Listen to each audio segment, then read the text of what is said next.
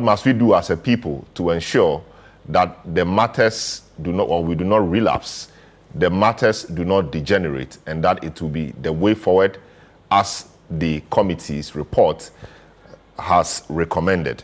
We will look at that discussion briefly this morning with some key experts in this arena. After that, we will look at the issue about mining and galamsey. It never appears to be going away, but some victory was chalked earlier in the week where the LI 2462, that troublesome LI, was finally repealed. And so the repeal of the law which allows mining in forest reserves, is this a real commitment or mere window dressing in the fight against galamsey, we ask? Does the fact that the law is being repealed mean that everything will automatically go back to normal in the state we expect? What can we do to ensure that the repeal of the law brings real meaning to people and to the environment? Also, still in the same space, we'll look at the saga of the lithium agreement. The Minister for Lands and Natural Resources tabled a new or a revised agreement before Parliament rose. Is this a better deal for Ghana, or it is worse than before? The one that was laid earlier had some concerns about royalty, why it was reduced to 5% instead of 10%. In the previous one laid before, Parliament could not consider it before the life of that Parliament ran out. Why should royalties, which was 10% before, be 5% now? And a few other technical issues that people have matters with. Have all of these matters been addressed? We will look at that. The world is moving towards green minerals, and lithium is one of them. If you know about electric vehicles and the quest of the world to transition, you can understand how important lithium is. And Ghana, as always, is blessed to have this in our earth. And how are we managing it? Are we benefiting from it? Or are we going to ensure that we derive the maximum benefit, or we leave it to the investors and others to carry it away as we've done for gold and even oil? That is our discussion this morning. I'll take a short break. I'll return. I'll provide you some updates, introduce my guests, and then we'll get a discussion underway. This is The Big Issue. You're welcome.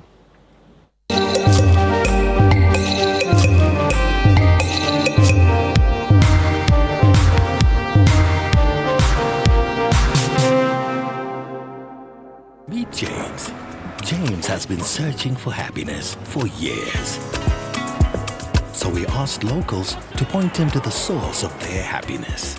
Until one fateful night, when his search finally came to an abrupt end.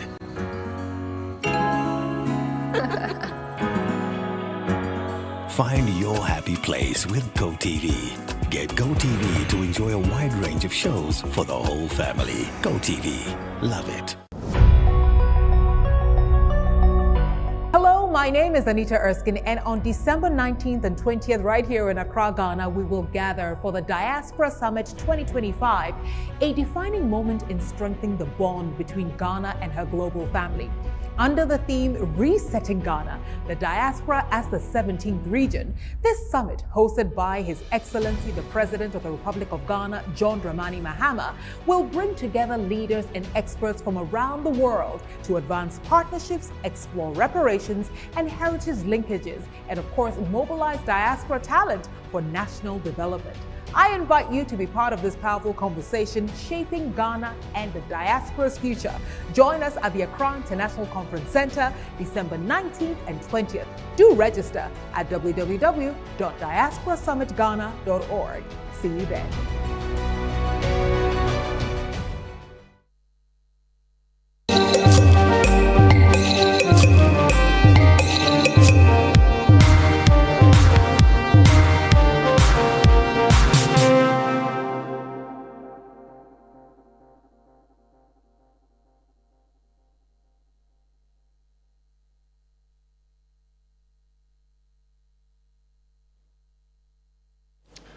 You're welcome back. This is The Big Issue. We are live on 97.3 City FM. We are on ChannelOne television. We are also on YouTube. We are happy to have you join us on 020-444-7033 or 0549-986-996. Those numbers have been displayed on your screen. We'll be happy to hear you on any of the issues we are about to discuss. 3 issues we're looking at. The Boku mediation report has been presented. Government has accepted and adopted the report, set up a 1 billion revitalization fund for the Boku area to bring the place up economically so it can compete and it can do well. A number of things were mentioned in the report by Otumfuo. The government has accepted that, and that means that government will take steps to ensure a smooth implementation of the report. All of that has been, the report and the matters have been decided now. It is the implementation and reconciliation that we expect. How should the parties behave? How should government position itself? Civil society and people in the security space, what should they do as well? And you and I, what should we be doing to encourage the people in the area to continue to embrace peace? Also, the LI 2462 has finally been repealed. What does that mean for the fight against Galamsey and the protection of our forest reserves? This is some victory, but is this enough to make us rest on our oars, or it is just the beginning of another part of the fight against Galamsey? Now, it's mining in forest reserves is totally outlawed, and we hope that our water bodies will begin to breathe properly and get cleared up. Also, the lithium agreement has been taken back to Parliament. A few things have been tweaked here and there. There were initial discussions about why the royalties in there was reduced from 10% in the previous one to 5%. Civil society organizations were up in arms against government about what they think about it, and they say that the agreement doesn't put Ghana in a good light. It doesn't appear to be giving Ghana good value for money. We will look at all of that and see if the new one laid before Parliament is taking care of all of these. Now, let me provide you some update. Government of Ghana has announced a 1 billion cedi Boku revitalization fund to drive post-conflict reconstruction and development in the Boku area of the Upper East region. The initiative follows the endorsement of the Boku conflict mediation report presented by His Royal Majesty Otumfuo Setutu Asantehene. This was announced in a statement signed by the Minister of State in charge of Government Communications, Felix Ofosu-Kwakye, on Wednesday, December 17, 2025. The fund, to be disbursed over 3 years from 2026 to 2028, will target critical infrastructure and socioeconomic recovery projects, including roads, healthcare, and educational facilities, among others. President John Mahama has directed that the fund be managed by a high-level committee chaired by the Finance Minister, Kesel Atuba Forcing. Meanwhile, Otumfuo Setutu II has recommended the strict enforcement of Ghana's existing laws recognizing Asigri Abugrago Azoka II as a lawful Bokunaba as the most critical step towards restoring lasting peace in Boku and the wider Kusasi traditional area. In his mediation report on the protracted Boku conflict, as read during the presentation to government at the Jubilee House, the Otumfuo stated that no chief or traditional authority stands above the Constitution and the decisions of the court. Let's hear him, Otumfuo Setutu II, speak. Unfortunately, the law as it stands now makes Asigri Abugrago Azoka the lawful chief of Boku, and so it is impossible legally to do any such thing in this mediation exercise. On the question of Boku Town, I have taken the position that the established tradition since 1931 thereabout is that the person who is Bokunaba has the entire Kusasi area. By law and the declarations of the Supreme Court of Ghana, Asigri Abugrago Azoka is a Bokunaba, and there cannot be any rival residing in Boku claiming otherwise.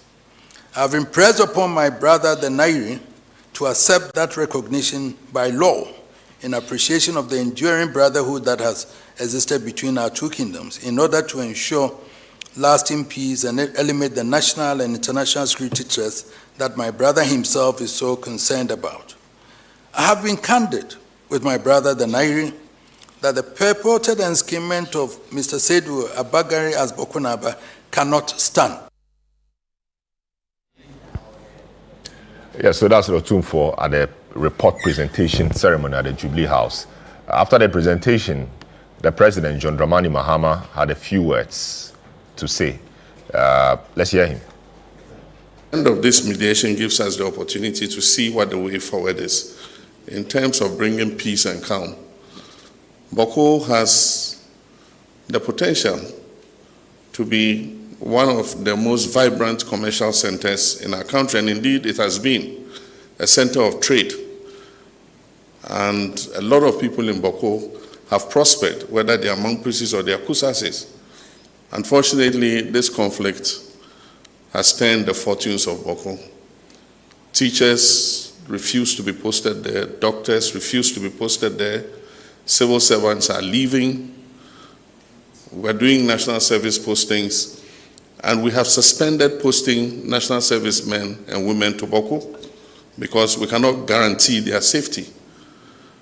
And so I'm pleased that Otumfuo's mediation has come to an end and that he has presented a report.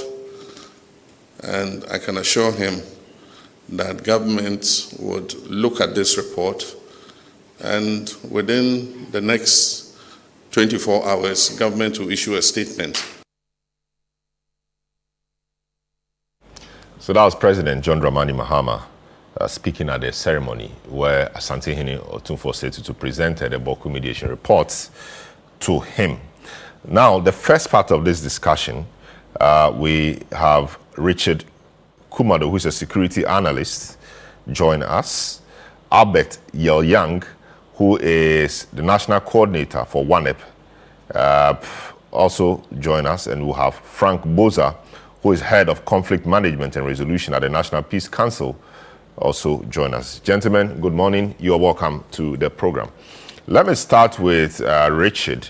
Richard, this should be refreshing that finally, after decades of conflict, ethnic conflict in Boko, which before used to be a very vibrant economic township, finally, report has been submitted, presidency or government is accepted and adopted a report and set up a 1 billion revitalization fund. This should be refreshing, at least that the report has been presented and some conclusion is being brought to the process.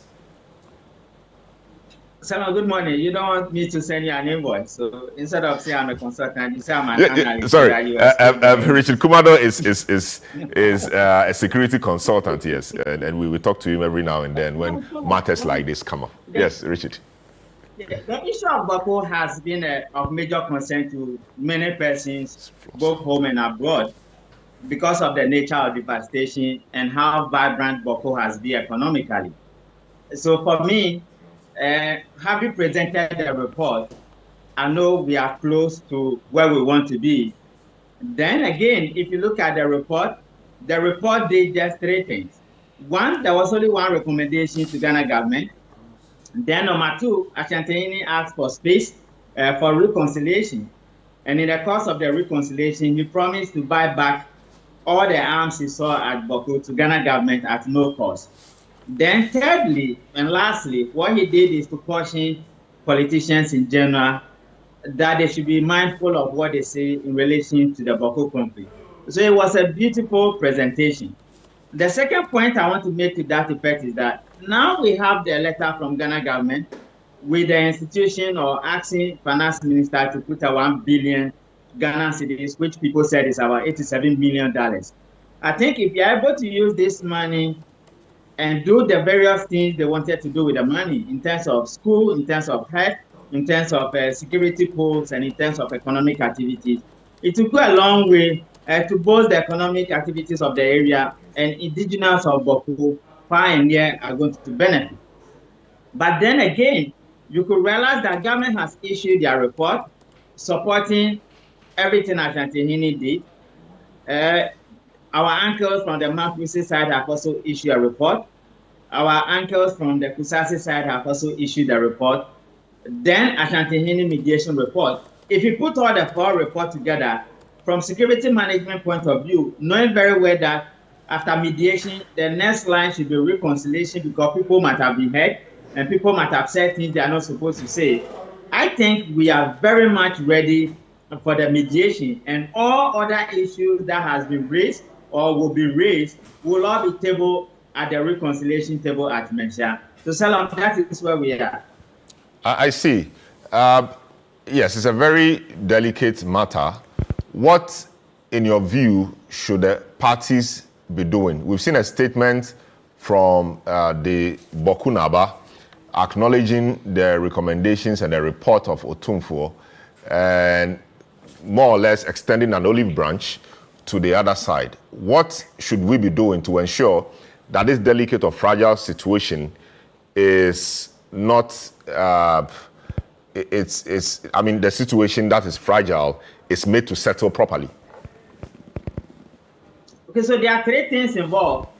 For the parties, to the extent that they agree to go to mediation, it's my hope and prayer that they will agree to go to reconciliation. So whatever concerns they have and whatever issues they might have raised directly in their issue statement, the ones that they have not yet raised will all be tabled at the mediation.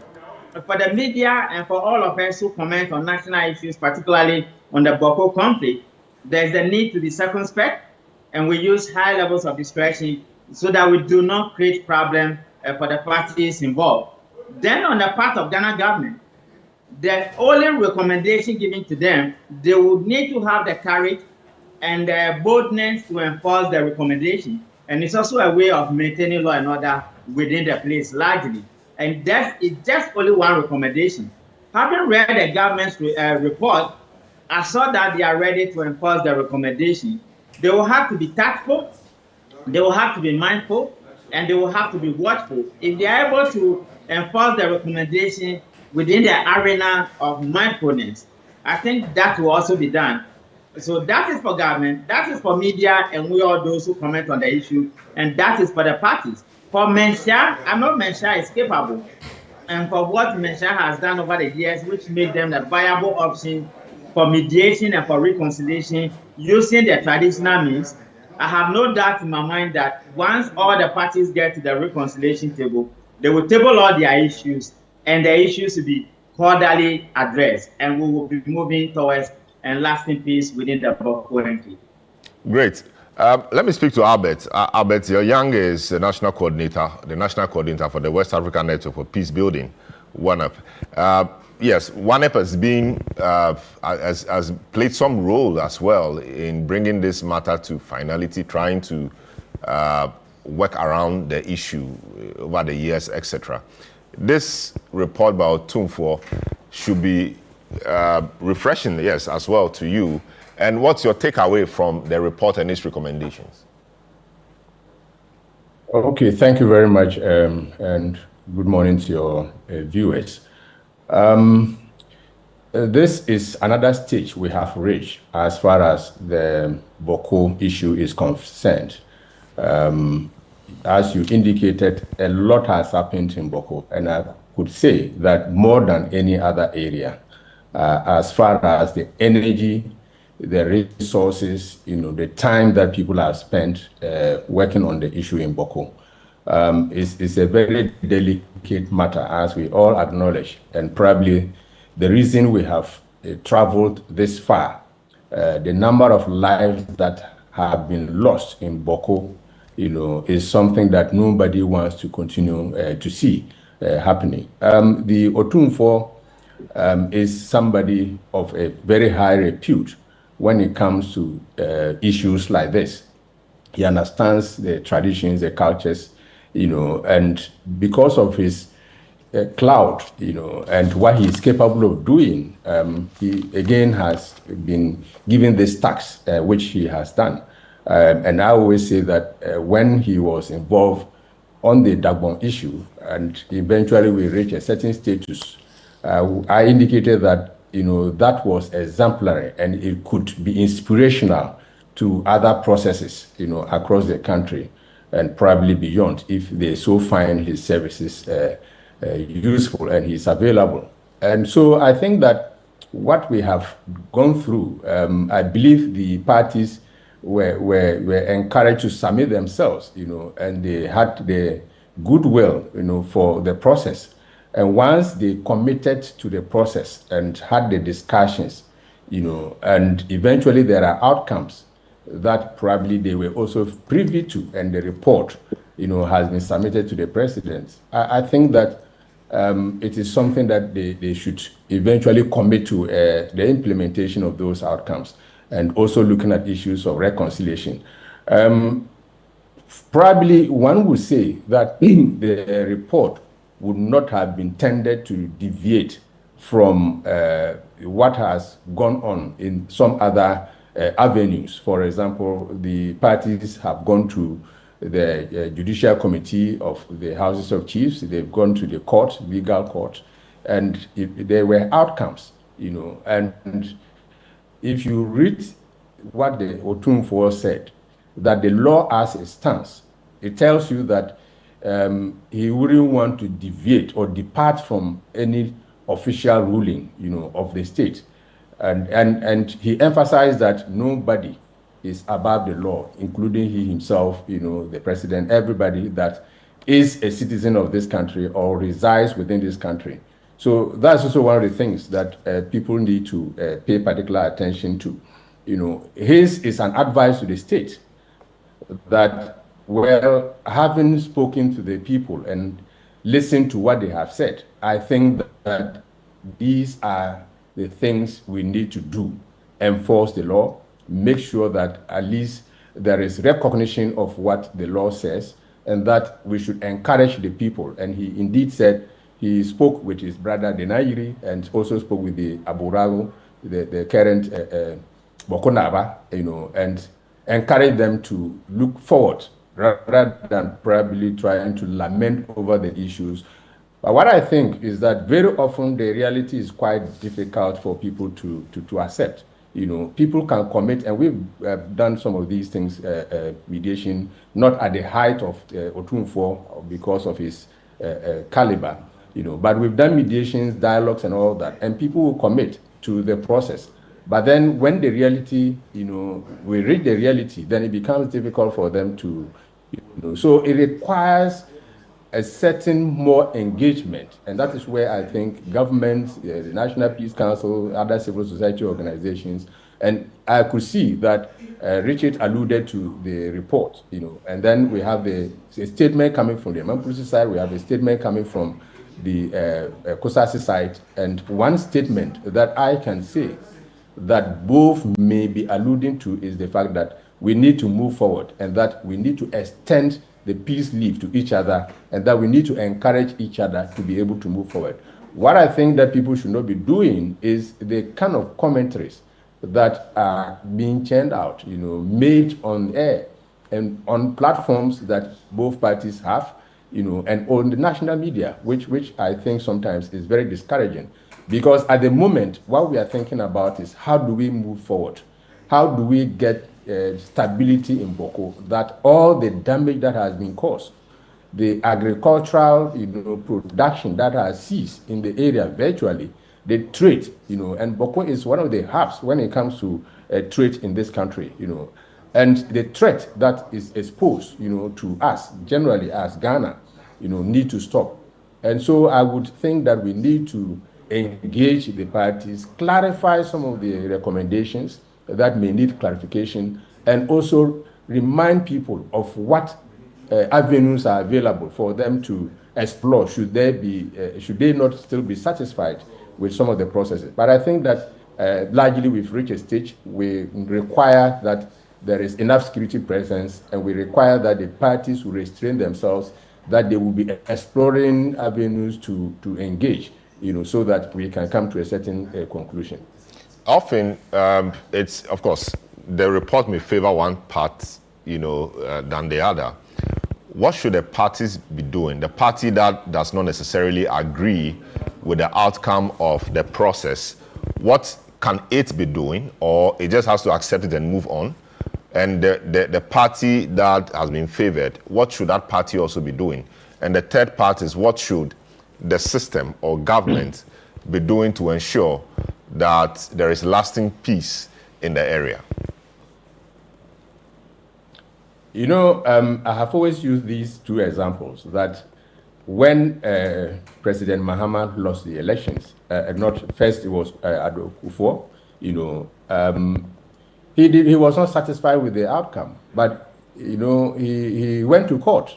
That is a lawful avenue, you know, and encouraged their following, you know, to restrain themselves not to engage in violence whilst the legal process goes on. You know, Mahama did the same, and you know, many of the jurisdictions where we have some of these things, that the outcomes are not satisfactory to both. Of course, when you go through a process like this, depending on the type of process, you know, you can both win, you know, you can both lose. One can win, one may not lose, you know. So, but the mutuality and charting a way forward is always very important, you know, and that's why I'm talking about a reality. So what I think that the party that has lost, you know, and it has happened in the past, there have been processes that they submitted to, the outcomes were not favorable, and sometimes were favorable, you know, and I think that with that experience, the parties should be able to explore any other avenue that is available, but the option of violence or encouraging people to engage in violence should not be one that anyone will encourage, because they do not help the matter. Because come to think about it, over decades, these people have intertwined, you know, they have intermarried, they have, I mean, doing things in common, and if you go there, it's almost difficult to say that this is a Maprusi, this is a Kosasi, except those of them who are in there, you know. So I think that the blood that has, you know, fertilized both of them over the decades is enough to say that they belong to each other, you know, and that they are into each other. And so I would encourage that they should maybe have the discussions and see what are the other options that are available, you know, for us to be part of the normal scheme of things, you know, and still be able to maintain our dignity, be able to have our well-being. And again, those who have lost, I mean, who think or perceive that they have won, you know, and I would not want anyone, you know, to be engaged in commentaries that, you know, would provoke other people, because it's not, we say that you do not flog a dead horse, you know, or somebody who is on the ground. You don't have to, because there is already a difficulty in accepting what the situation is, you know, the reality. And so if you make commentaries that again would you know, suggest that, you know, the person is on the losing side and that the person is a weakling and all that, it creates a tendency for the person to want to emphasize certain things, which will not help the cause. So I think that, as I indicated, the statement from the Abu Ghraib's palace, you know, indicates that, you know, there is that extension of a peace leave. How do we move forward? And I think it's a good thing to do, because if you think you have something in your mouth, you don't need to back or to talk so much, you know, and that may fall out. So I think what has happened, you know, we would encourage both of them to restrain themselves and to prevent the commentaries that if I am the party that is currently holding the skin, I would not want to have any of my members say anything that will provoke anyone. That will make any reconciliation, any development initiative difficult, because at the end, it will spoil the matter and make it very worse. And it may even go beyond what we have at the moment. So I think that is something that we should encourage. And the platforms that they are using, there are elements who definitely will still be want to be defiant. You know, can they call them to order, both parties, you know, and let them know that yes, because of who we are, an identity, a common identity as people from Boko, you know, we need to move forward. We need to make sure that we have our well-being. We need to make sure that, I mean, our generations will not be in the situation that we are in now, you know, as some of them have come to meet. I've always said, because we have elders in, I mean, from both ends, and they have gone through several processes. Because I recall the BPI, Boko Peace Initiative, I recall Damongo, Sekotap, Center for Conflict Transformation and Peace Studies, which used to be called Unity Center, that engaged them. I recall Kumasi. They have been to several places, even beyond Kumasi and also into Accra, that areas. I am wondering what really, those elders cannot do to support any of these processes, rather than probably the youth getting statements that may incense everything and maybe draw us back. I would think that the government, as I said, should, hasten to, but not in a way that would let them lose out on certain critical steps. As Richard indicated, there is a need to be tactful. If they are not tactful, in pushing forward this process in terms of the implementation of the recommendations and the paper that they themselves have issued, it may become something that will be telling on all of us again, and it can be difficult. I have asked, what is it that people who are in peace, can benefit? So incentives for peace, and I think the 1 billion Ghana cedis that has been pledged, for the redevelopment of Boko, because if you go there, a lot has happened without Boko over the years. A lot has happened, and if the people still feel the heat of the lack of development, the agricultural production that used to be very vibrant and supplying a lot in the country, the trade that used to take place, and everybody was traveling to Boko to buy things, cereals, to buy animals and all that, and to return to their various places. If this do not happen again, and almost immediately, it can be very difficult. So I think that the government should look at the recommendations and the white paper they have issued, affirming, but they should do things tactfully. As I said, how do they clarify some of the issues and misunderstandings? How do they still clarify some of the positions that the parties have, which they are issuing statements about? It will help the cause for us to work towards reconciliation and stability in the area. From your experience in doing peace building, etc., do you foresee any challenges in this process?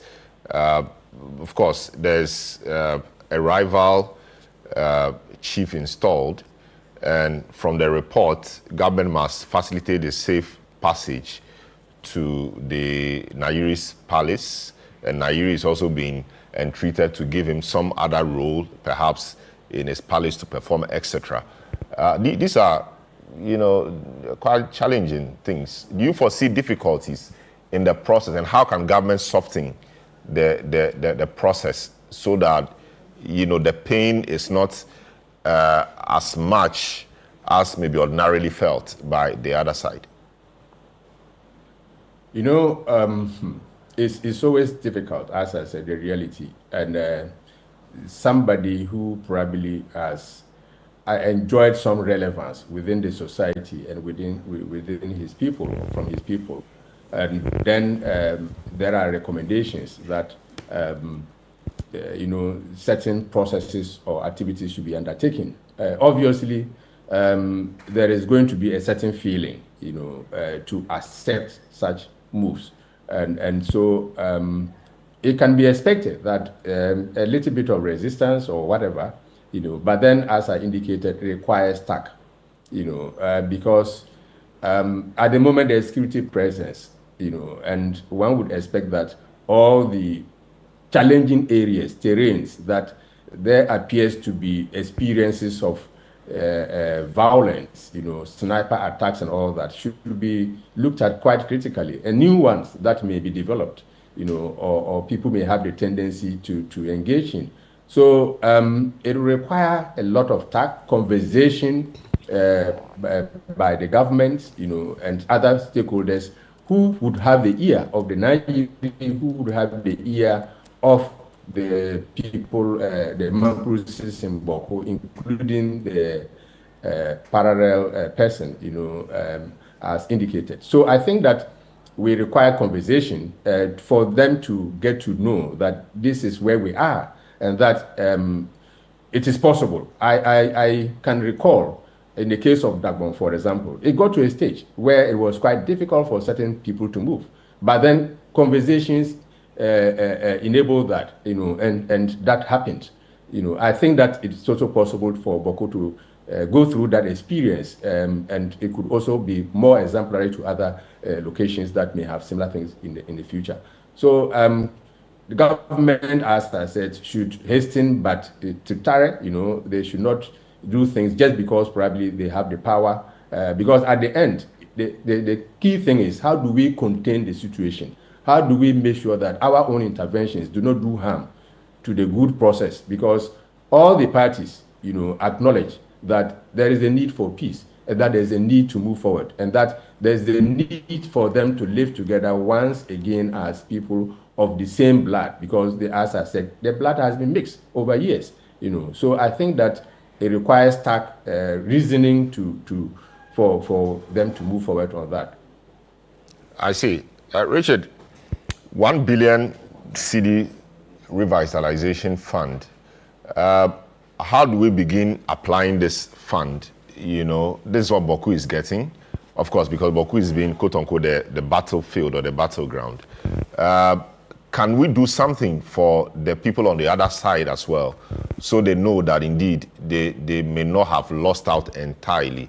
Or you think because Boku was a battleground, and Boku has been the place that has suffered difficulties leading to economic struggles, etc., that should be where our attention must be focused? So you want to create problem for me and my uncle Albert this morning. The word is not lost. The word is favorable outcome and non-favorable outcome, because nobody has lost. It's just a status code that Ashanti Hino went for with a prehistorical background and came up with those outcomes. But then again, I agree. I'm thinking that once the implementations begin to fester, we should ask Imani Ghana, Frank Kujo and his team to do a financial risk assessment to see whether the monies are being used for the purposes for which they have been outlined. And the specific projects earmarked for the monies have been followed, so that we could have value for money, we could have quality work done, and we can have the various catchment areas covered in the disbursement of the money. Government, white people also say that they want to spread the money for 4 years, so that at the end of the 4 years, when we do project audit risk assessment, we'll be able to say we have achieved what is needed, and we might need more, or we have surplus to spend elsewhere. But having said that, Boko itself has come under high levels of pressure, and there has been a lot of destructive activities over the years. So that is why you can understand Boko became the focal point for the 1 billion. Other than that, nothing stops government to develop all the parts of the northern region, or the northeast we call it. I call it the upper east region, right down from Boga to Boko, through Nankpaduri to Kusika to Narigogo to Walewale to Navrongo to Paga. I've spent about 4 to 5 years within all those areas. And there's a huge need for infrastructure because of the deficit they suffered. And so we should take the conversation out of the Boko mediation and say that there's the need for infrastructure development within the upper east region. Then we can bring home the conversation that government has a responsibility of providing the leading role in developing the place. Yes, of course, 1 billion. I believe as the economy develops, we can make it 3 billion, so that 2 billion will also go into some other areas, develop the agriculture line, the irrigation lines, set up an airport at Boga, and make sure we have the rail lines running to and fro. It will make Boko beat up some of the big cities in this country, and everybody will be fine. Very well. Thanks so much. Richard, you remain on the next panel. But Albert, thank you so much. We understand this is a very delicate discussion, and thanks so much for holding it quite well. We will continue to rely on your expertise in these matters. Thank you so much, and very good morning to all the people in Boku and Mamprusi areas. We are rooting for both of you, and we hope that this brings lasting peace so that we can be happy as a people. Thank you so much. I'll take a short break. When I return, we will delve into the matter of the repealed LI 2462, and matters are rising. This is a big issue on 97.3 City FM. Don't go away, we'll be right back.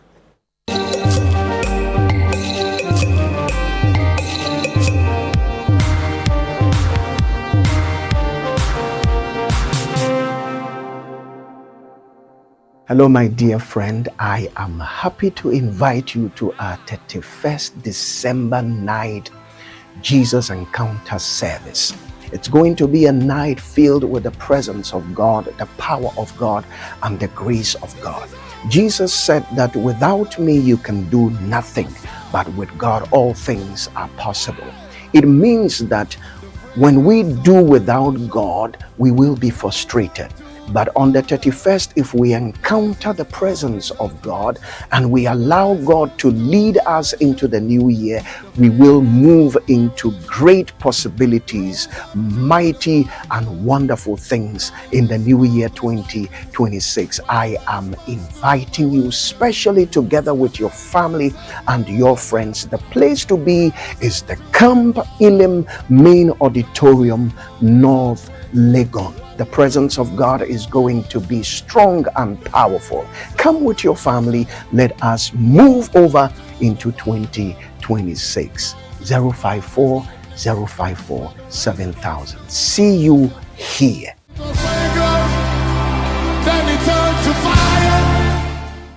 Unbelievable. Said you have a city and the Amama Kai or baby and home. Wow! Hello, Miss World. Hello, Ajimara. Now I hear now what to say. Me who yo, madam for be ho e wakase. Me ne ye niam do so. Me nyana nka me wogana. Na so me talk, me na wiase na mabepie electronic shop bi a kire say. Said you have a city no.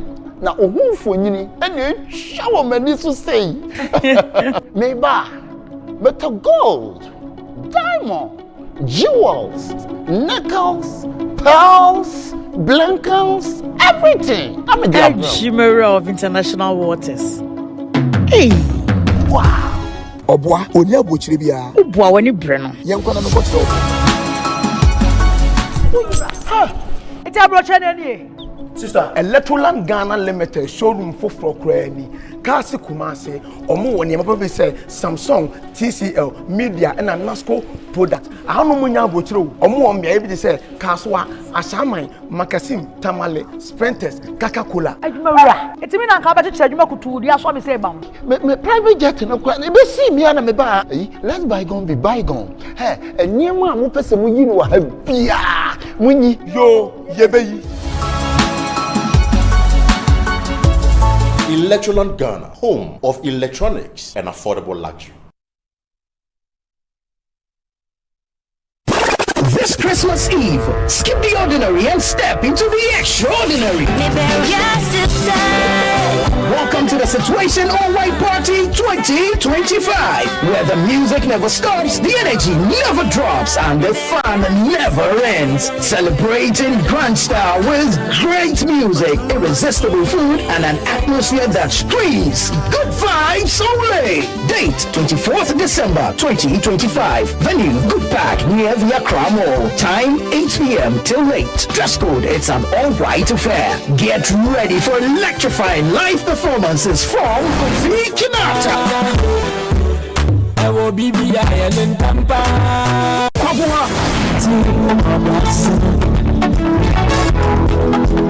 Perez Music,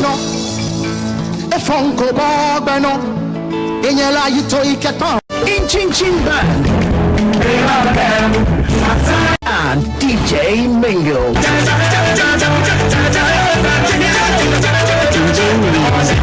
Your best all-white fit. Bring your dancing shoes and let's light up the night together. Book your tables now. Call 0205-973-973 or 0558-973-973. It's Christmas Eve. Don't miss it.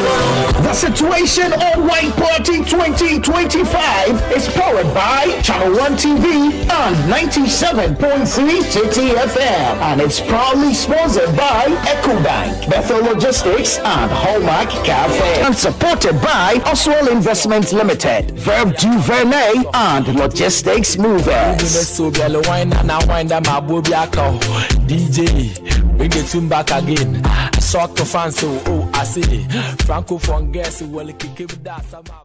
Behind every closed door, a secret is waiting to explode. Always been regarded as a useful and the sound party person. So I gather there's a fair chance of me making the office, provided we don't get into trouble. So don't start any trouble with the police. A Detective Calls, an intriguing stage play brought to life on television, where every clue matters and every character is a potential suspect. About 2 hours ago, a young woman died at the police hospital. This will take only the service of a fierce and yielding and sharp as steel detective to uncover the truth behind this web of lies and betrayal. And so, you used the power you had as the daughter of a good customer and also that of a powerful, politically connected man in the town to punish the girl. Why didn't you come to me when you realized you were in such a mess? Because you are not the kind of father a chap could come to when they are in trouble, that's why. Hey, don't Role from Image Bureau Productions. A Detective Calls premieres on Christmas Day at 1 p.m.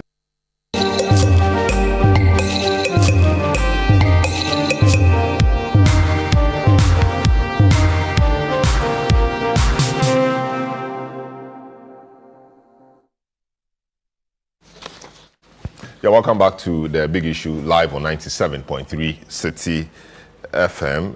We are live on ChannelOne television and on YouTube as well. The show is live and interactive. We are happy to hear from you. Our WhatsApp line 02044470033 or 0549986996, and your views will be aired to the rest of the world. Now, we just finished with the matter on Boku and what we can be doing to ensure there's lasting peace in the area following the presentation of Otum 482 mediation reports and the endorsement of the same by the government and the setting up of the 1 billion revitalization fund for that area to revitalize that area economically, amongst other things.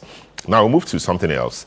The revocation of LI 12462, that LI enabled or made it possible for mining to take place in forest reserves. Civil society organizations have been up in arms against this. They feel that the pollution of our water bodies largely could be attributed to this particular LI and the activities it permitted. It became a big issue sometime last year in the heat of the electioneering period. Labor, or organized labor, said they were striking to force the hand of government to repeal the law.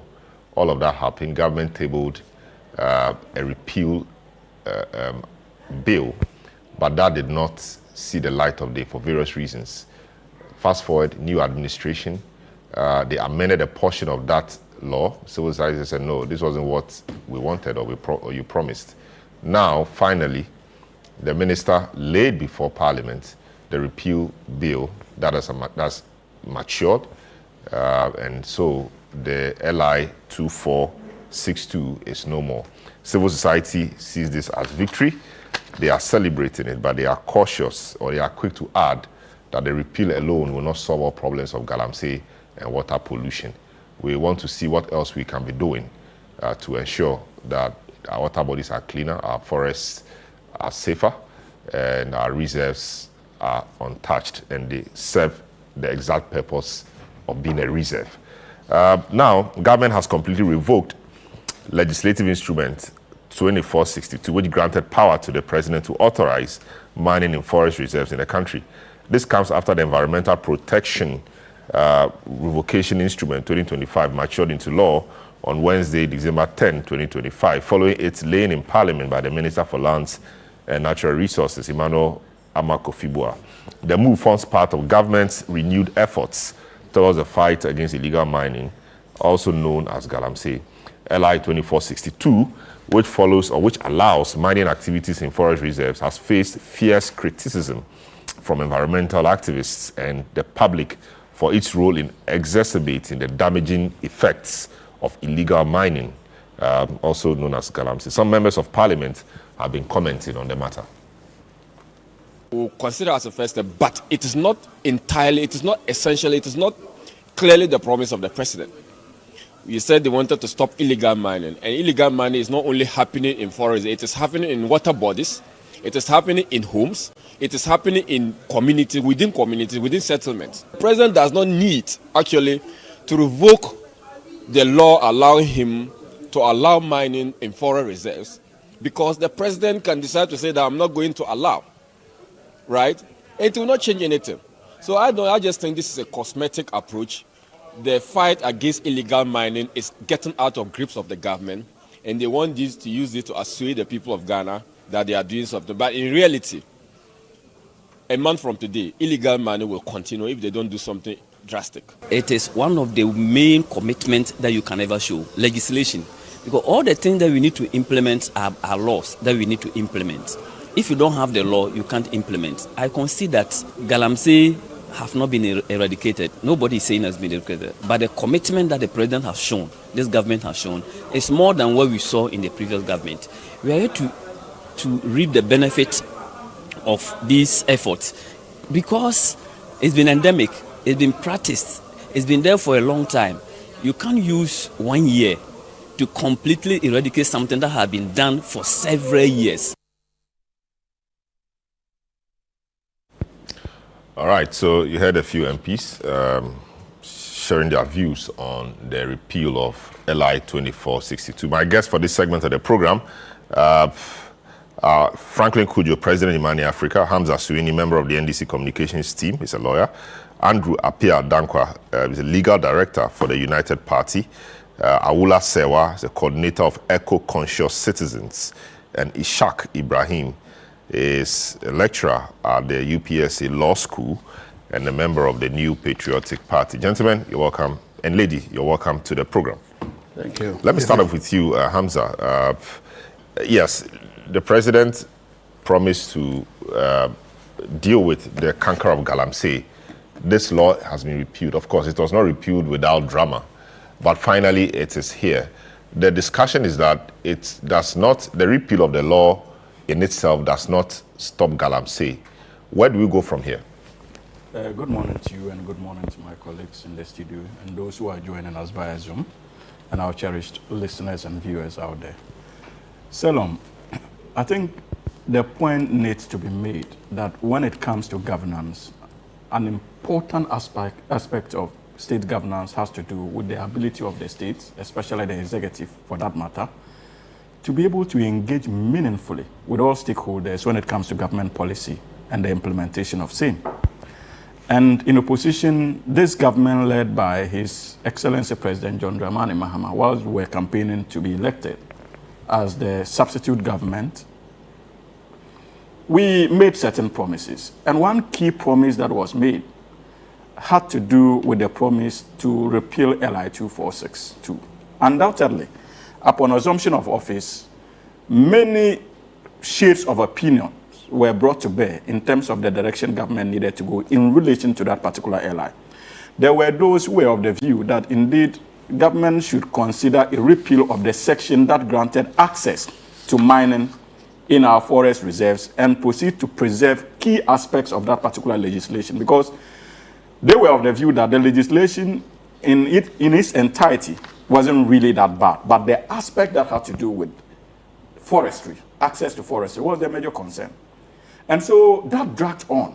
And as a government that ought to listen to the people and engage all stakeholders, at that material moment, it was not prudent for government to be hasty in its decision, especially when it was going to be having far-reaching consequences as far as not just our forest protection was concerned, but to a very large extent, even our economic reliability as a country or fortunes. And so government needed to take its time and actually consult widely. And that is what we have done on this matter. Government engaged with all the major stakeholders. And we have reached a stage where we are convinced that the only way to get out of the woods, as far as a particular LI is concerned, is simply to repeal it. And we have done so. That in itself demonstrates commitment on the part of this government to its promises first of all, and secondly, its willingness to engage meaningfully with all major stakeholders. And this is also another important demonstration, Selom, that, look, this government is committed to the Galamsey fight. We have not said that by the simple repeal of this particular LI, government has become successful in the fight against illegal mining. Absolutely not. And I listened to the minister responsible for lands and natural resources and many of our MPs who spoke on the subject. None of them simplified the fight against illegal mining to simply the repeal of this particular law. Absolutely not. We understand that the responsibility when it comes to the fight against illegal mining is onerous. And this government is still committed to that. But this is a significant step as far as that effort is concerned. And I'll demonstrate why. Prior to the introduction of LI 2462 in 2022, by the very regime, because I was listening to Dr. Kebiru Mahama, and for a moment I was lost, because he has forgotten that according to the research conducted by civil society organizations, prior to the introduction of the LI in 2022, only about 2% of our forest reserves in this country was under threat in terms of mining activities. But immediately after the passage of that particular LI, it moved to about 98% coverage area. It means that many of our forest reserves were under siege because of the legal impetus that was given as a result of the president's decision to sponsor and eventually assent to that particular LI, making it possible. That was when we saw the upsurge in mining in our forest reserves, where even state appointees, like the Kumasi mayor, the regional chairman of the New Patriotic Party in the Ashanti region, some members of parliament or parliamentary candidates, officers from the office of the chief of staff in the SWA regime, were deeply involved in mining in forest reserves under the cover of that particular LI. And that was when the political participation in illegal mining became palpable. And that's why it was difficult for the So that's why it was important to repeal it. But absolutely. Yes, mining in forest reserves. But the president could decide not to permit it without even repealing it.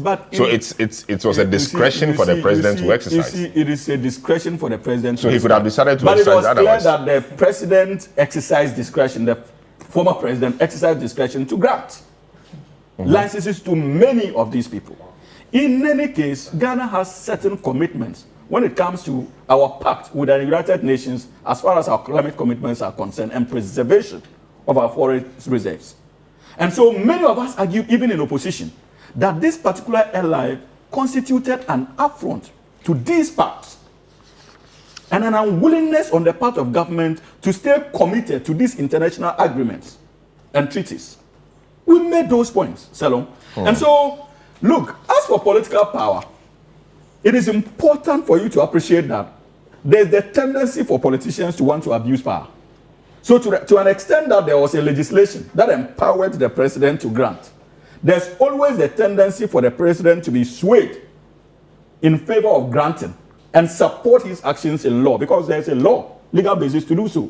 But today, we have taken not just the discretion to grant, we have also made it illegal by the repeal of that particular law. And it is something commendable. And you cannot celebrate this success without singling out the spirited role of civil society organizations and the commitment they have shown so far as their commitment to getting this out of our law books is concerned. And for me, in as much as government has done its bit, as a government that listens and as a responsible one, we would want to thank civil society organizations for being constructive partners on this journey and doing everything within its power to ensure that government did not have to renege on the promise we made as a political party in opposition to repeal and has suddenly gone through with a repeal. So it's something that we must commend, and that is the beauty of democracy, and that is the reason why it is important for a government to open its doors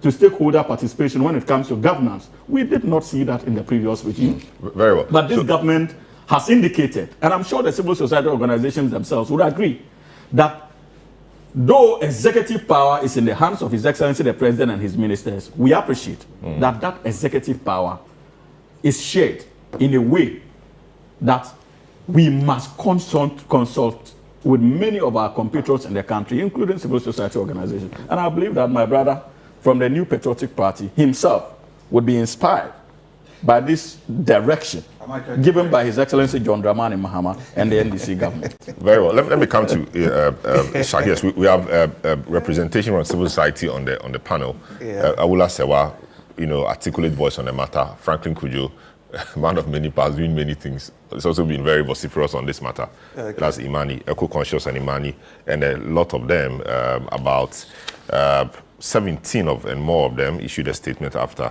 and we'll get to that. So, Ishak, I mean, this was something that was introduced in your time. Yes. Can we understand the thinking behind that? Because many people would find it difficult to understand why you would permit mining in forest reserves when indeed you are signatory to various international treaties or agreements seeking to protect certain species. And now here we are, and we could not get that done. We could not repeal it for various reasons. This time it's been done. That should be some relief for you as well. Okay, thank you very much, my brother. I've listened to Hamza very careful, and I think the closer remarks that he believes I'm inspired by their actions. I'm actually depressed by your actions. So let's get that clear. I'm actually depressed. But I'm not really sure, 100% sure, what informed the decision to introduce the LI. But what I'm particularly sure is 2024 events. I had the opportunity of debating this LI. In fact, with my good brother here on Good Morning Ghana, I believe we went head-to-head about it. Somewhere October, November, I mean, you quite saw how the NDC packaged the Galamsey problem to be a Nana Akufo-Addo problem, and that they were a solution to that particular problem. All that we just needed to do was to trust them. Elsewhere, I've called them corn people when it comes to Galamsey. Everything they were saying then, they did not mean it. Now, among the civil society group, organized labor in particular, went head-to-head with the president, and they were demanding a number of things to happen. I think one was a declaration of a state of emergency. I think two was suspension or repeal of the mining and forest reserves. And I think the final one was about establishing a specialist court that would deal with the matter summarily, quickly, instead of us, because it looked like a number of people were not prosecuted. So people were more or less doing it with impunity.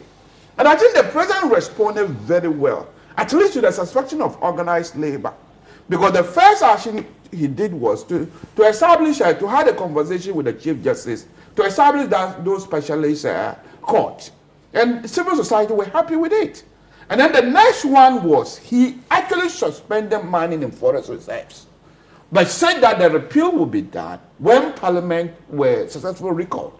Because the NDCs had attempted to steal Parliament. And we had a crisis in Parliament. They attempted to steal Parliament? Well, yeah, they tried to claim majority. When under the rule, there was no way they could claim majority. And they were in bed with the then Speaker of Parliament. No, but to say they tried to steal, I'm not sure the context you're using it, but because there was precedent, and they were just following precedent in the case of the former MP. Well, it's not every precedent. No, wait. Until the precedent is unsettled. Yes. It's unsettled. Yes. I mean, that was what they had. That was what they were not following any precedent. When we say precedent, for me, when somebody says precedent, I mean when something is binding.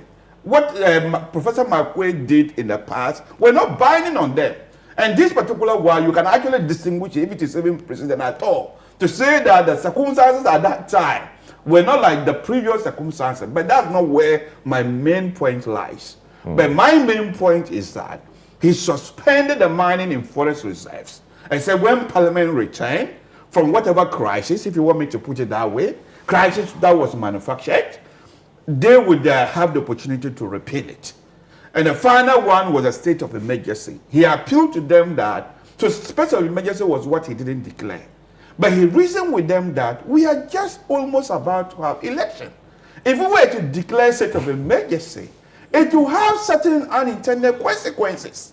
And organized labor understood them, understood the president. And then they called off the strike.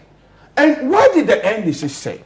The NDC said mining in forest reserve and Galamsey in general was an existential threat. In fact, Hamza used the word ecocide in my conversation with him on Good Morning Ghana. He said it was ecocide. There was a need to bring it to an end. I heard the now education minister saying that a state of emergency was needed and that repealing it, we needed it immediately. I heard many of them saying it. Now, the good people of Ghana punish us, either rightly or wrongly. They said, no, you were the right people to deal with the problem because you presented it and marketed it so. They gave you power. What did you do with it? One would have expected that if something is an existential threat, something you describe as ecocide, the equivalent of genocide in humans, if it is an existential threat, a responsible listening government that was whipping the then government in opposition, that would have been the first act. That would have been the first act. You would not even stammer. But what did they do? Because they had no plan. They celebrated their 90 days. When we said these were low-hanging fruit that you were celebrating, the heavy lifting was, one of them was repealing the airline in forest reserve. What did they do? They attempted to amend. And if you look at that conference that President Mahama had with the civil society, I mean, read his body language. It looks as if Galamsey never bothers him. Because over there, he painted a picture that actually depresses me. The picture he painted it's like Ghana doesn't have the capacity to deal with it. Because he said that, look, there's no need to declare a state of emergency. Because, what was the reason why he said there was no need to declare a state of emergency? One of them was that there is a team that told him state of emergency were not needed. Another reason is that there are more tools for him to use before state of emergency. If there are more tools for you to use, wouldn't you have used it from day one if it is an essential threat? The very day you take over power. You're using them, right? Well, if they are not working, because we had a report that the turbidity level of the water had gone much higher than when he took over. And we're told by Ghana water companies that tariffs will be increased because of the extra costs they are incurring. So if you're a president and you say there are still tools left, why didn't you use those tools? And when it comes to the airline, you say you were going to amend it. For me, the only reason why President Mahama and his team have amended it now is we have beaten them into it. It's not that they are listening government. It's not that they think it's in the interest of Ghana. It's because of the opposition they have met from the MPP in particular and civil society. But will you admit, we are holding them accountable. Will you admit that, this is why the repeal is happening. Will you admit that the repeal that has happened obviously is a positive step for the fight against Galamsey? Will you admit that? It will help because that was what everybody agreed that the mining in forest reserve, even though it was intended for the best interest of Ghana, people were misusing it. So of course it will help. But when it comes to the Galamsey fight in general, this government doesn't even have the appetite for it. I believe they are fighting a losing battle. Because what will you say about the government referring some of its senior persons to Iyoko, who were said to be involved in Galamsey? That is some political will that shows that the government is serious about fighting this. We didn't see that. What is that? Oh, we didn't see that. I thought there were some people who were referred to Iyoko or the investigative bodies in respect of this. No. NDP time, there were people who were investigated. It's just that they were clear that they had done nothing wrong. Yes, people were investigated. I see. And what is the outcome of those they have referred so far? The biggest thing that plays on everybody's mind is the Frimpong Boateng report and what we did with it. So that is something you have to deal with for many years to come. You know, when Frimpong Boateng, the then minister for environment and one who chaired the inter-ministerial committee, put a report together. How did you deal with it? They mentioned specific names in the report. Did we investigate it? Did we call those people to order? Did we even find out what the matters were? It didn't appear so. So that is a major matter that you have to grapple with every time when it comes to your commitment against the fight against Galamsey. But we are not in government now. We were right. Yes, we were punished. You for are whatever reason. Exactly, but what good people of Ghana. Yes, what you are doing is saying that you did better, and I'm just trying to point out to you some of the naughty points you had that made people unhappy with you. The picture I am painting is not natural. I wasn't directly saying we did better, but I said they are corn people. They had no plan. This beating them into repealing this thing is because it wasn't even part of their plan. Because if it is part of the plan, and you are a responsible government, and when you were in opposition, more or less government in waiting, you said what we needed was to repeal it. Since they took power, how long? Almost 12 months. We are in December. How can a listening government that says something was an existential threat for citizens took 12 months to do it? And even with the 12 months, it took a huge debate, we holding them accountable before they finally do it. I mean, you can assess it. Is this really a listening government? Something you say is capable of killing large portion of your population. And it took you 12 months.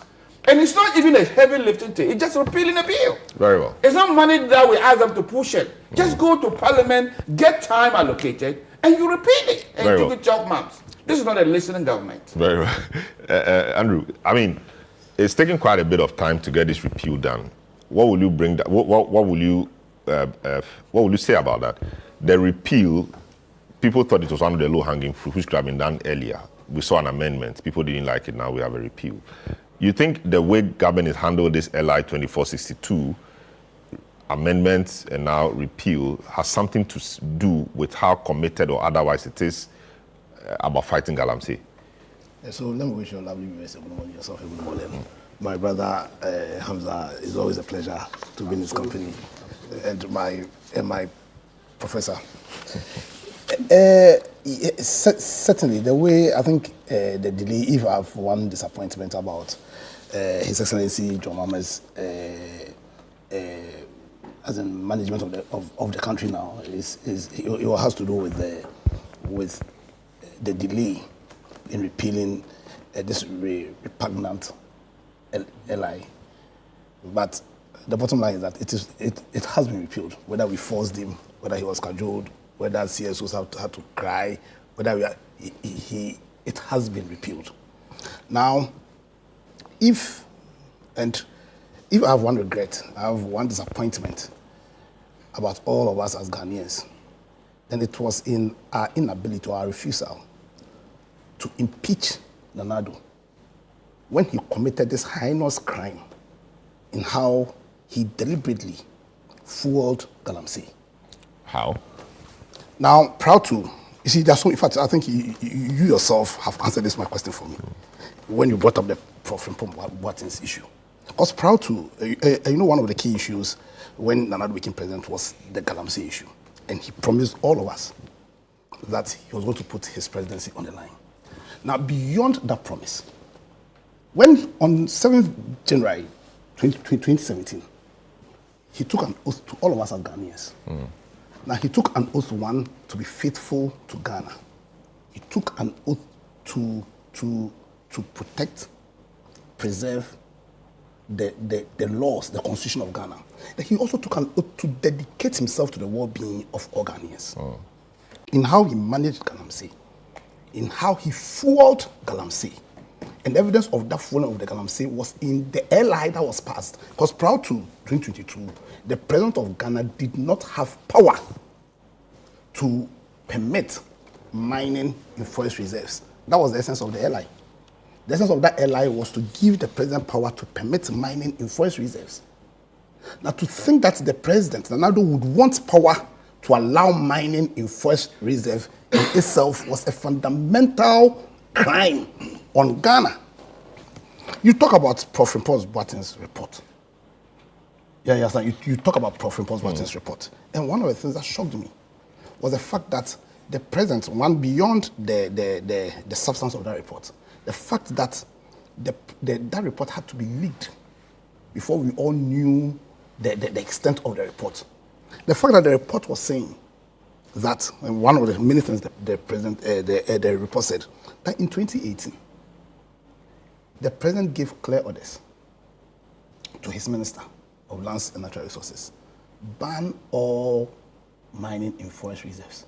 And already mining in forest reserves was already banned because it was illegal.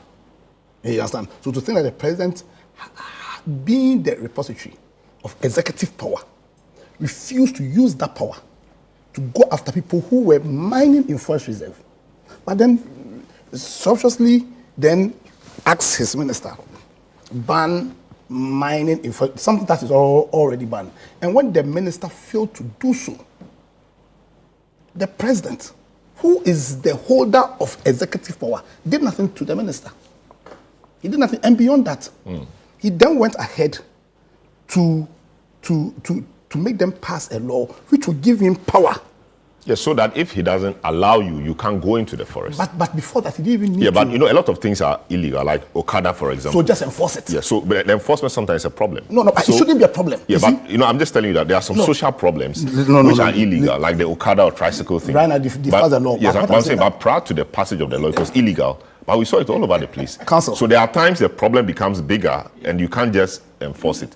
So I'm sure that's why they introduced the law. I disagree vehemently. Until I allow you. I disagree vehemently with any view that seems to suggest that the president, that we've given our powers to executive powers, should have a problem executing any law in Ghana. So when he took an oath to be faithful to Ghana, when he took an oath to protect and defend and preserve the laws of Ghana, when he took an oath to dedicate himself to the well-being of Ghana, and then his failure to enforce a law created a situation where our very existence was under threat. Then what was he talking about?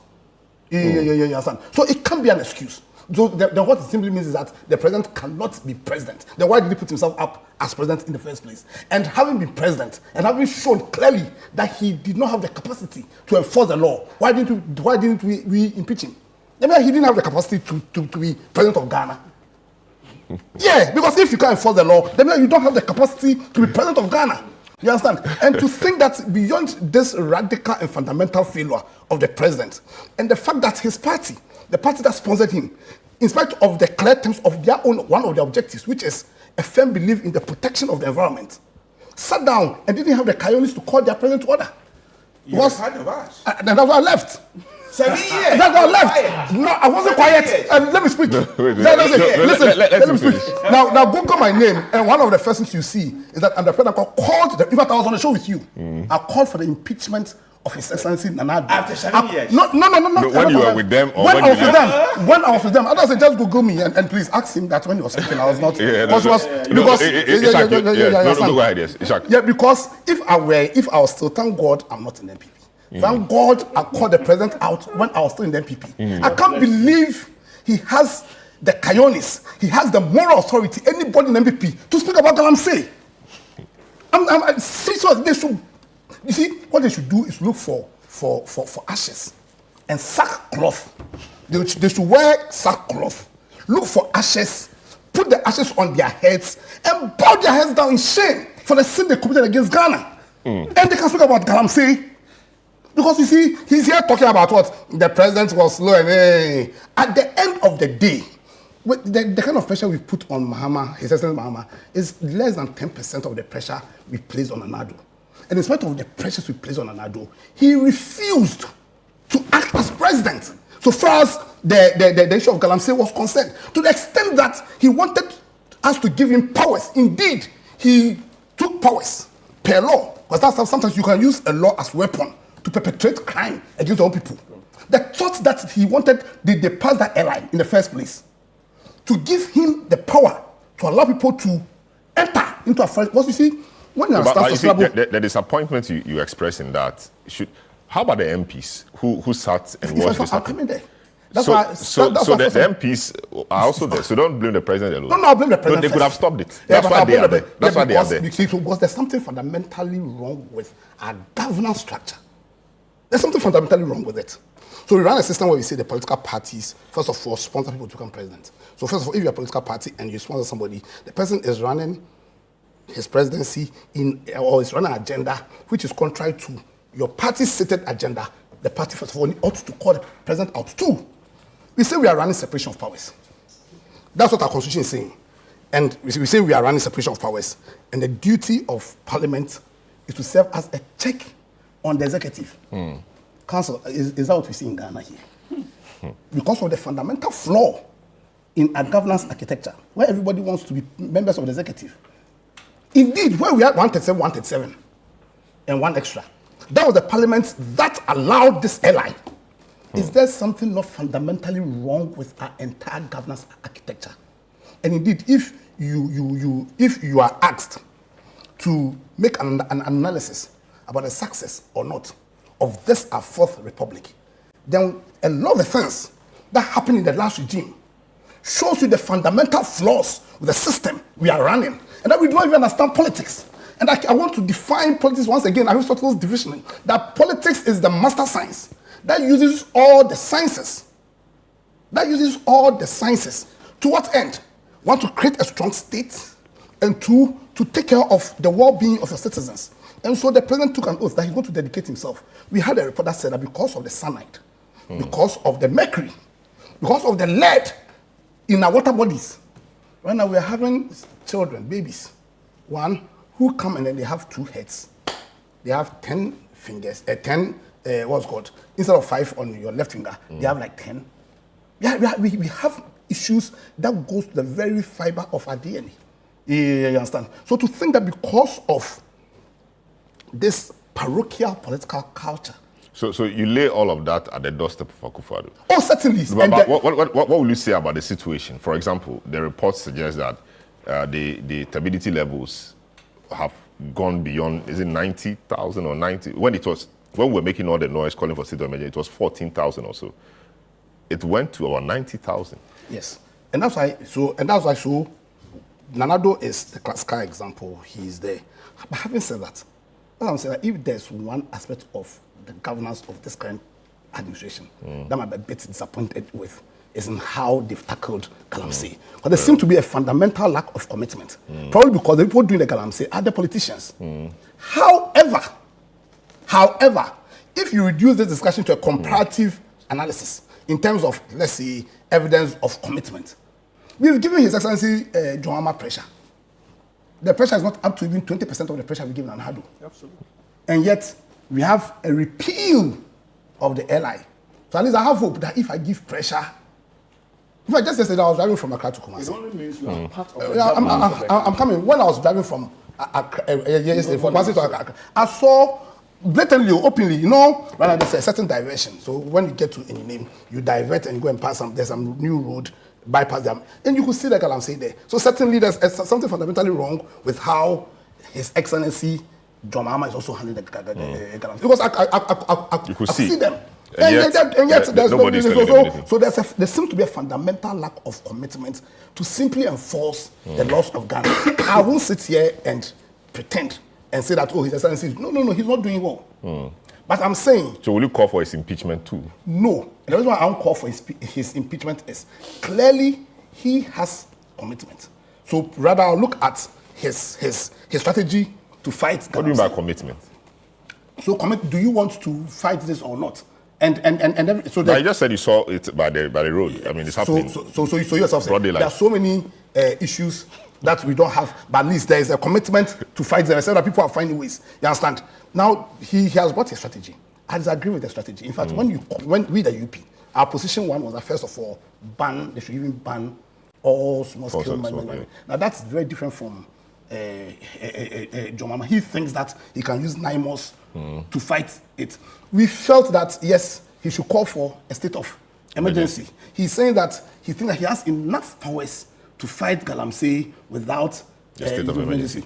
But if you do a simple comparative analysis, just even with this repeal, you can see some commitment at fighting. Maybe the issue has to do with the strategies they're using. And that's why I'm saying that... No, the way you're on fire, I want to drink water. You let's finish this.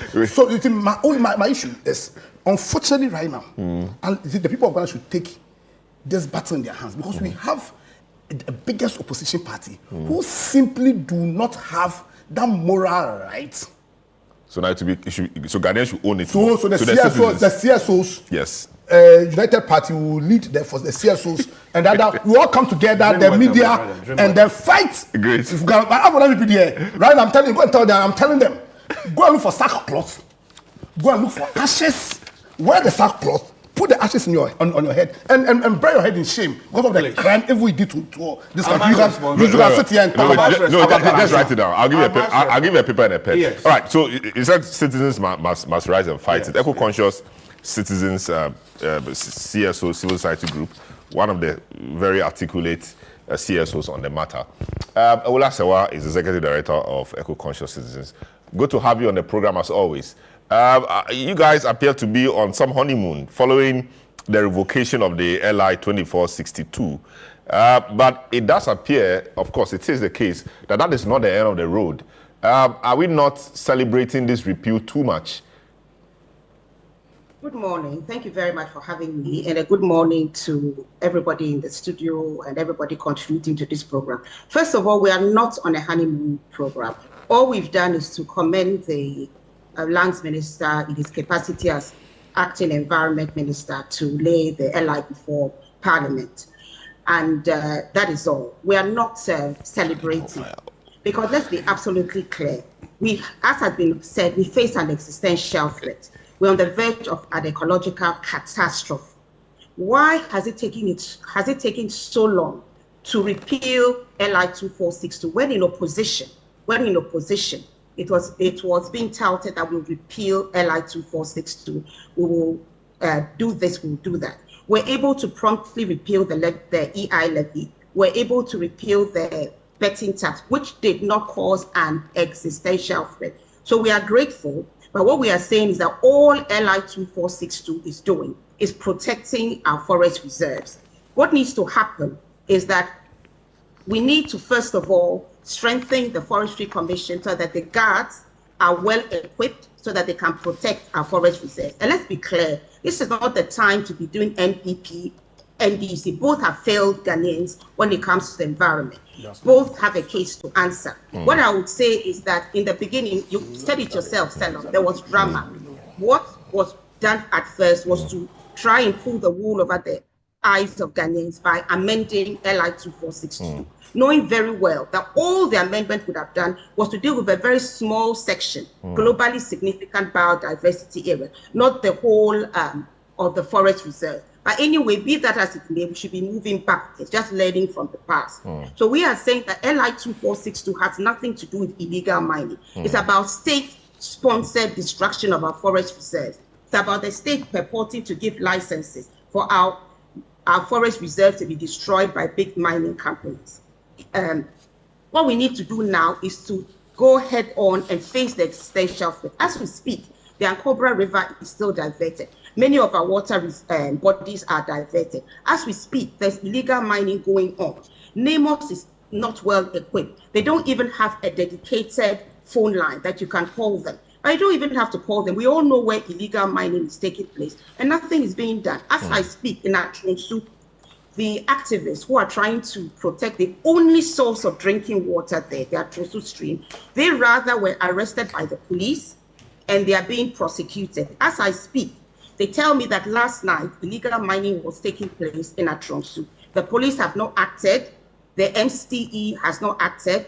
The assemblyman said that he had removed the motherboard, but whether it was removed or not, the illegal mining is still going on. It's a travesty that when communities are trying to fight illegal mining, they are being undermined, they are being imprisoned because the Atronsu 5 spent 5 nights in custody. They were arrested on Farmers' Day last year because 2 excavators destroying the landscape and water bodies were burnt, and the police then sprang into action and decided that the activists must have burnt it, although they denied the charges. So let me be clear that we're not interested in fighting illegal mining, because many times, I'm sorry to say, the firefighters are themselves the arsonists. The police must have key performance indicators. If there's illegal mining going on under their patch and they are unable to do anything about it, then maybe they should be removed. And then, unless they are shown clearly whether it's political interference or whatever, we are not interested in fighting illegal mining.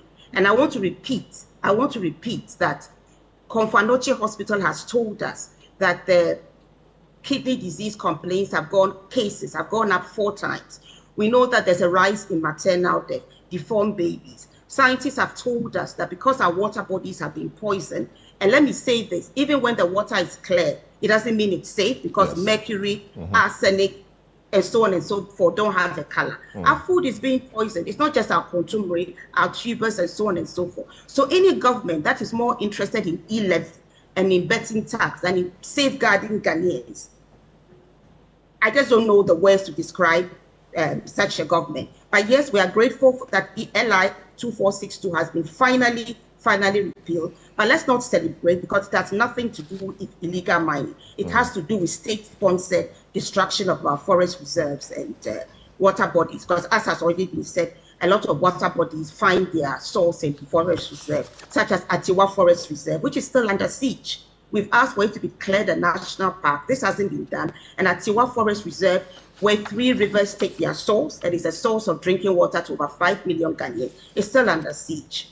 So I have said a lot, but I want to say that this is no honeymoon. We're going into 2026 and we are impressing upon government to be serious, to have the political will to deal with LI 2462 and all the actors, whether chiefs, whether political appointees, whether party chairman or so on and so forth, who are involved in illegal mining. And I want to say that both the NPP and the NDC have failed us when it comes to illegal mining. Professor Watson's report still needs to be acted upon. We really need to show that when it comes to illegal mining, we are serious. Why can we not pause small-scale mining until we can get our act together? Why have we not been able to do that? And why can we not declare a state of emergency? It beggars belief that if we understand that there's a national emergency going on, our water bodies are being poisoned, water is life, yet we are reluctant to declare a targeted state of emergency.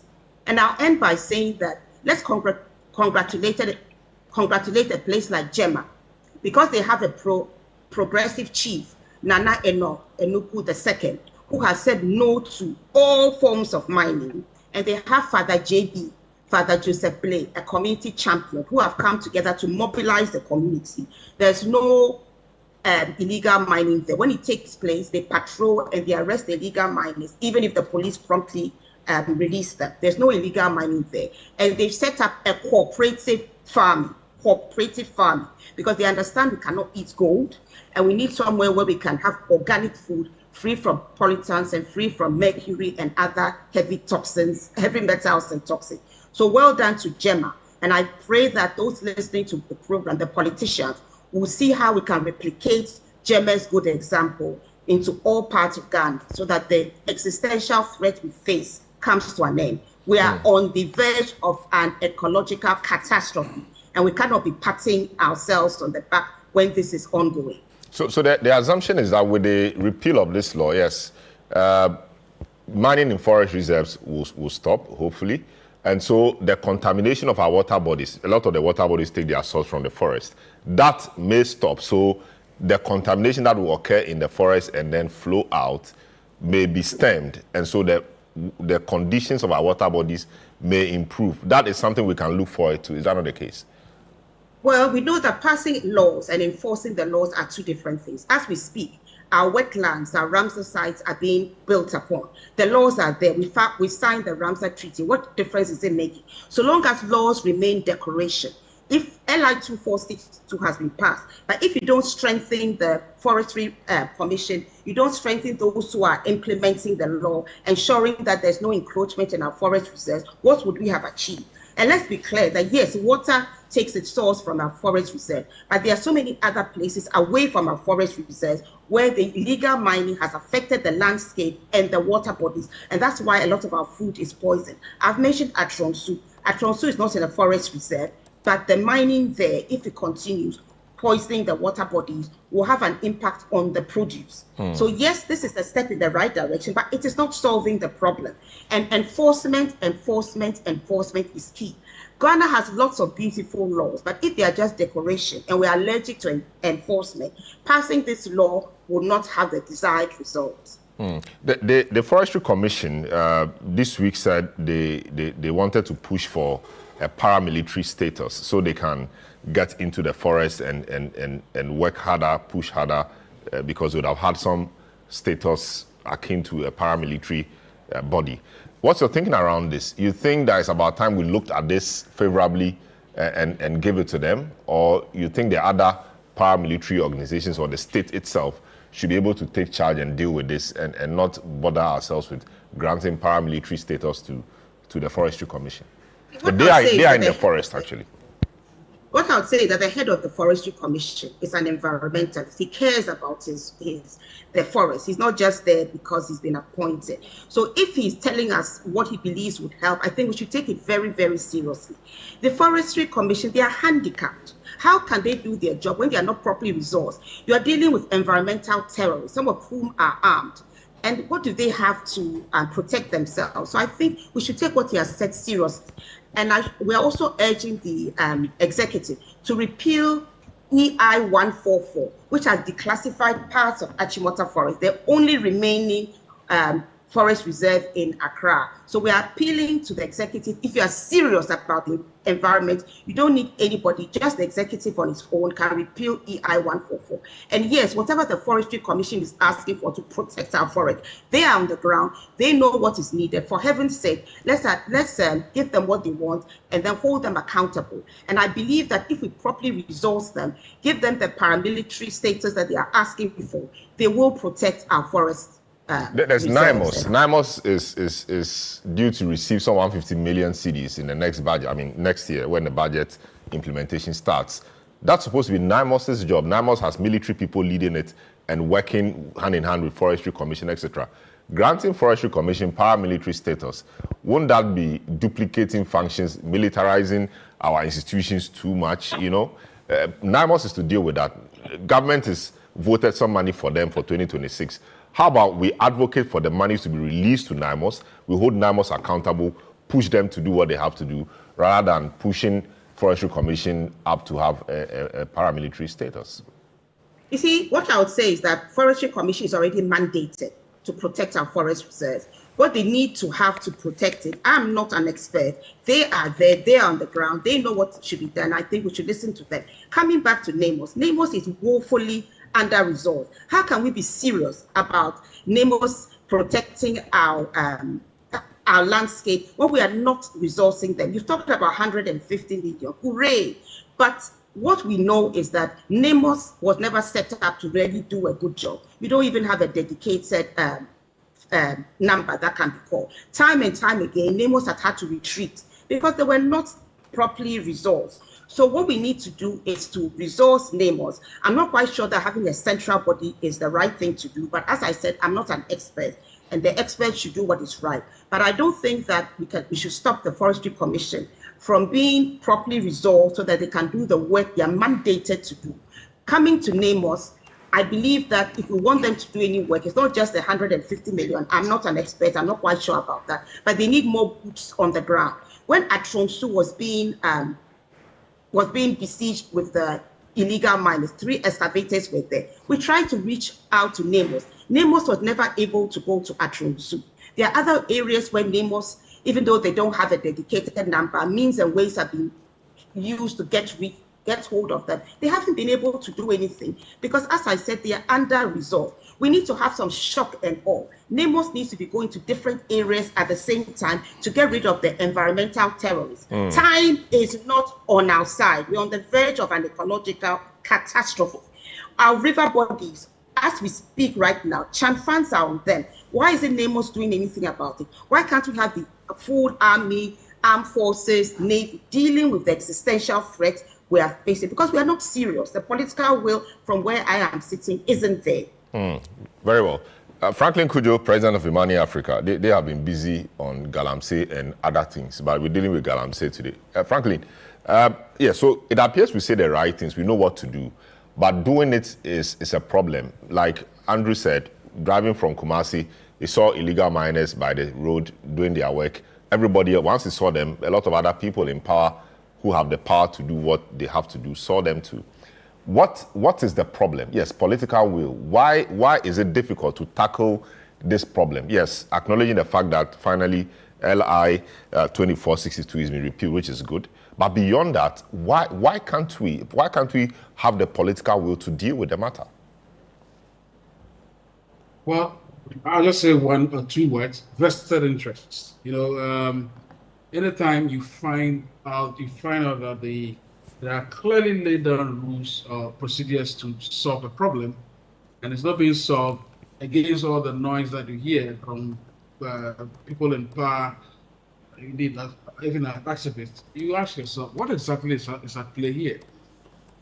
Often when you go and look, it's essentially what I'm describing, vested interest. I mean, I am mortified to think that for a very long time, I've not been listening, I've actually not been paying attention to you, but I didn't realize that the Galamsey issue was still ripe, right? I mean, I'm surprised. That no, you've been busy with lithium and other things. I've been doing lithium, and I'm worried, and I'm not hearing that. Oh, Galamsey is actually multiplied, right? This is really worrying. As I said, there's only vested interest. It is only people who are benefiting who will be partaking in this what I call the illegal trade. So I don't know what word I should use again, any adjective, but I feel very sad. In fact, very sad that this thing is still continuing. I hope that we'll find common sense one of these days to say, look, enough is enough. It appears as if people who are not directly impacted right now believe that look, they really can't. I don't know what word I should use. I feel very kind of simple. I'm trying to look for an adjective, but anyway, whatever it is, I think the Madam has spoken enough about this matter. People have spoken about the fact that the previous administration almost behaving like what some elements are behaving, some people in government are behaving today. But seriously, I think President Mahama, anyway, I believe that he really wants to stop this stuff, right? And if he wants to stop it, if you look out for those vested interests within the party who are actually having this thing, who are actually behind and making this thing continue as a lucrative business. I worry greatly that I hear a number of MPs, some MPs have been named. Wasn't this MP that was said to have visited some land that he thought belonged to his parents or something? And all of a sudden, I think he was freed not long ago. But look, about vested interest, I don't know what else I can tell you. If it is not, if you can repeal the laws, you can repeal all the laws you want, but if you don't follow it up with, should I call it a real action, I don't think these things will. I don't think any of these things can be solved any moment from now. I don't know, but seriously, the president must have his team. The team should wake up and start doing some serious work. I think maybe what can be done is to maybe we should just have a KPIs for the sector minister and the most people and all of that. If they don't get these things done within a certain period, then we can begin to question them and ask them to probably leave their positions or leave their work. Otherwise, what are we really doing? I mean, I don't understand what we are doing. It does appear that where there's community action, they make some progress. So, yes, how can we encourage more communities to stand for their rights and see if they can, I won't say confront the illegal miners, but work to ensure that illegal mining activities don't go on in their communities? Is there a way we can do it? Because the few examples we have, as I will have said, I mean, those communities have done well with their chiefs, etc., to drive out galamseyers. And they are the same community people. So once they come at you, you know you will not succeed. What can we do to multiply or replicate such examples across the board? Well, I can understand why community involvement is key, because obviously you can't have a strategy from Accra and hope that once you land in the community, it will all start working. I mean, Madam Wola has actually mentioned some examples, and I think I saw them as well. People went into an area and they were almost lynched, right? So I think community involvement is key But at the end of the day, you ask yourself, what do we really want for ourselves? I mean, I think that question is very paramount. Apart from having community involvement, and I hear chiefs are also now asking for some empowerment to be able to fight galamsey. And I ask myself, what exact empowerment do they want? Apart from they being part of a system that can fight it. Maybe what they mean is that, look, if NIMOS wants to go to an area, or if if the government has set up some sort of anti-mining, illegal mining, should I call them, forces, before they go in, they must actually have word with the community. And I think that approach makes a lot of sense. I don't know about this community that Madam Ewola mentions, but I think we should steer it and then find out how best to solve this matter. Otherwise, look, we'll all be run over very soon. And I just don't understand. I mean, an intelligent state like this should not, well, we pretend to be intelligent, by the way. An intelligent state today should not be countenancing the things we are discussing. Very well. Seriously, great. I don't know. Yes, Richard, a quick one. On the paramilitary status thing, you are a security consultant. You deal with matters like this. What do we do? Do we allow Forestry Commission to have that status because they are in the forest? They ensure that the forest is safe, clean, etc. Or you think that another body is already equipped to deal with this, so we don't risk, duplicating functions and militarizing a lot of our bodies, which in the end may be counterproductive. What do you think? What will you suggest? Before NIMOS was formed, and because of the prehistorical background and the issues Operation Vanguard had, empowering the Forestry Commission law enforcement officers or the task force came up for a discussion. Some school of thought believe that some operational teams should be added to them and some level of capacity should be built. Then there was another school of thought that says that let's set up NAMOs predominantly led by military officers. Then there was the last school of thought that says that let's have the IGP special operational team on the ground so that they could complement one another. And so you realize that when the new government came in, when the NDC government came in, IGP Yohanun set up a task force and they were into the activities of preventing galamsey activities. And because of resource mobilization and distribution of same, the second school of thought that says that let's put all together so that we can have a unified front, which is NIMOS, that they can have access to all the resources and be able to do the good job. We came to that conclusion. So that is what it is. If that discussion of the forest task force being empowered, we will need to look at it again, because when it comes to setting up a task force, there are a lot of things that goes into considerations.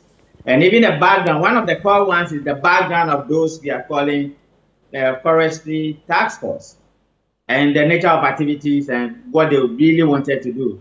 Other than that, we might be complicating things and we might be creating more problems instead of resolving it.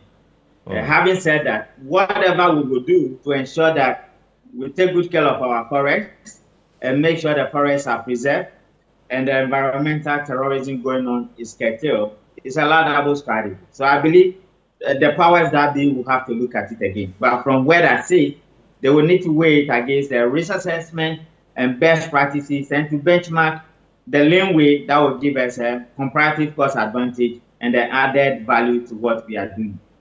Very well. So just taking the last round on just the way forward.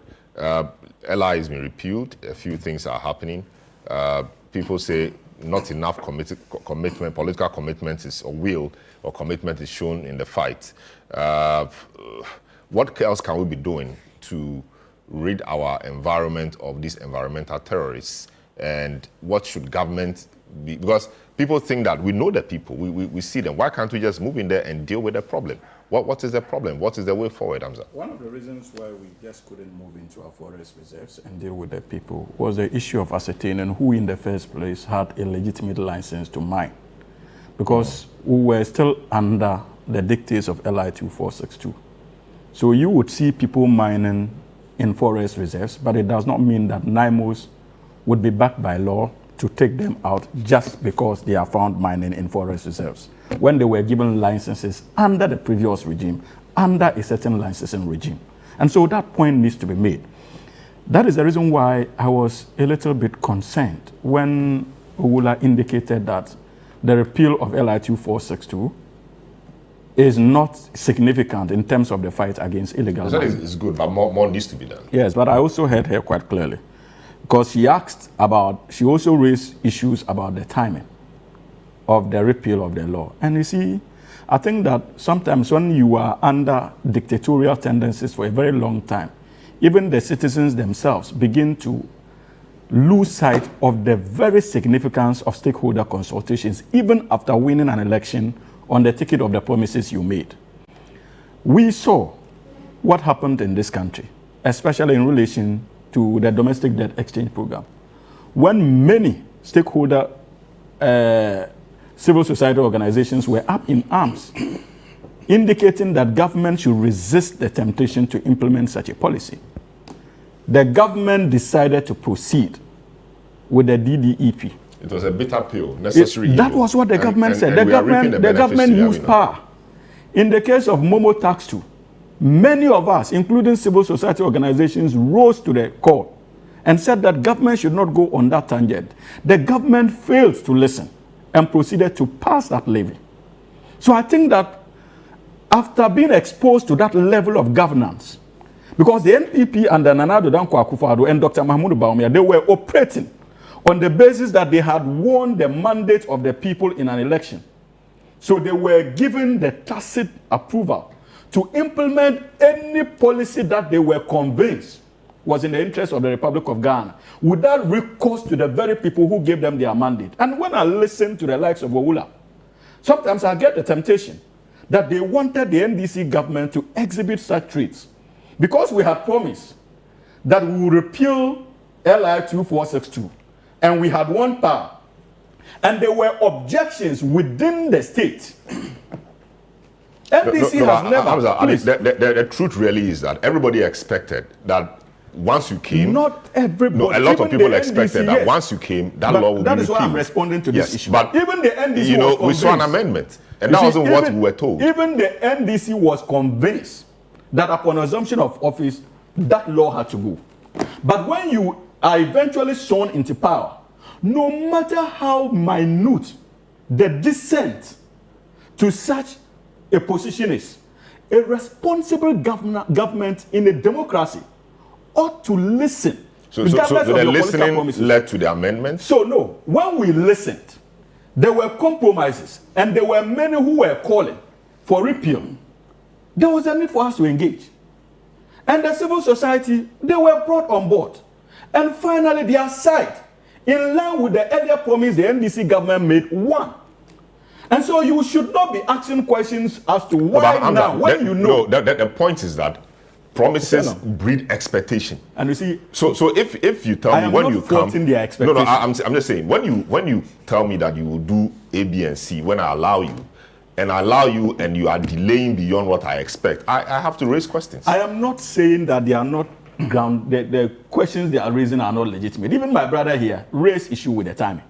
I am simply telling you that because she asked why the delay, and in my earlier submission I presented to you the factors that probably occasioned that delay. And I said that unless of course people want us to now behave like the previous regime, simply because we have things spelled out in our manifesto promise, even at this critical moment, if the Ghanaian people are not convinced that we should go that way, the NDC would be adamant and say that since we promised, we are doing so, we will do so. Is that the kind of governance we want? Absolutely not. And that's why I'm saying that people should rather respect the position of the government and see that this is a government that would even entertain what we deem as the minutest of dissent when it comes to policy. And you see, this is also important. And my brother made the point that, look, NDC had no plan, yet proceeded to make references to our 120-day promise and the pledge to repeal LI 2462. Didn't that constitute a plan when it comes to the issue of the forest conservation that you were complaining about? That was a plan. But there was issues with the implementation of it. So you cannot say that there was no plan, especially when consultations are strange to the politics of the NPP, like I indicated in the case of Momo Levy and that of the DDAP. And you see, Salom, this also is important. Ola also says that both governments have failed. That is palpable falsehood. You simply cannot liken an 8-year failure to less than 1 year in government. That is an 8-year failure under the New Patriotic Party and less than 1 year in government under the National Democratic Congress. When it is clear. Are we saying that a 1-year-old government cannot fail at something? We have a 4-year mandate. We have not failed. And that's the point. No, I'm just asking a general question. This on one breath, she's commended government for eventually getting this thing done.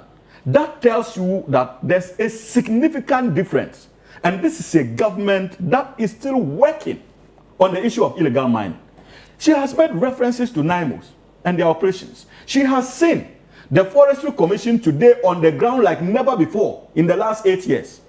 She has seen, for the first time, civil society organizations being partners as far as the fight against illegal mining is concerned. Not long ago, His Excellency President Mahama engaged all stakeholders in the mining sector, including civil society organizations, at the presidency.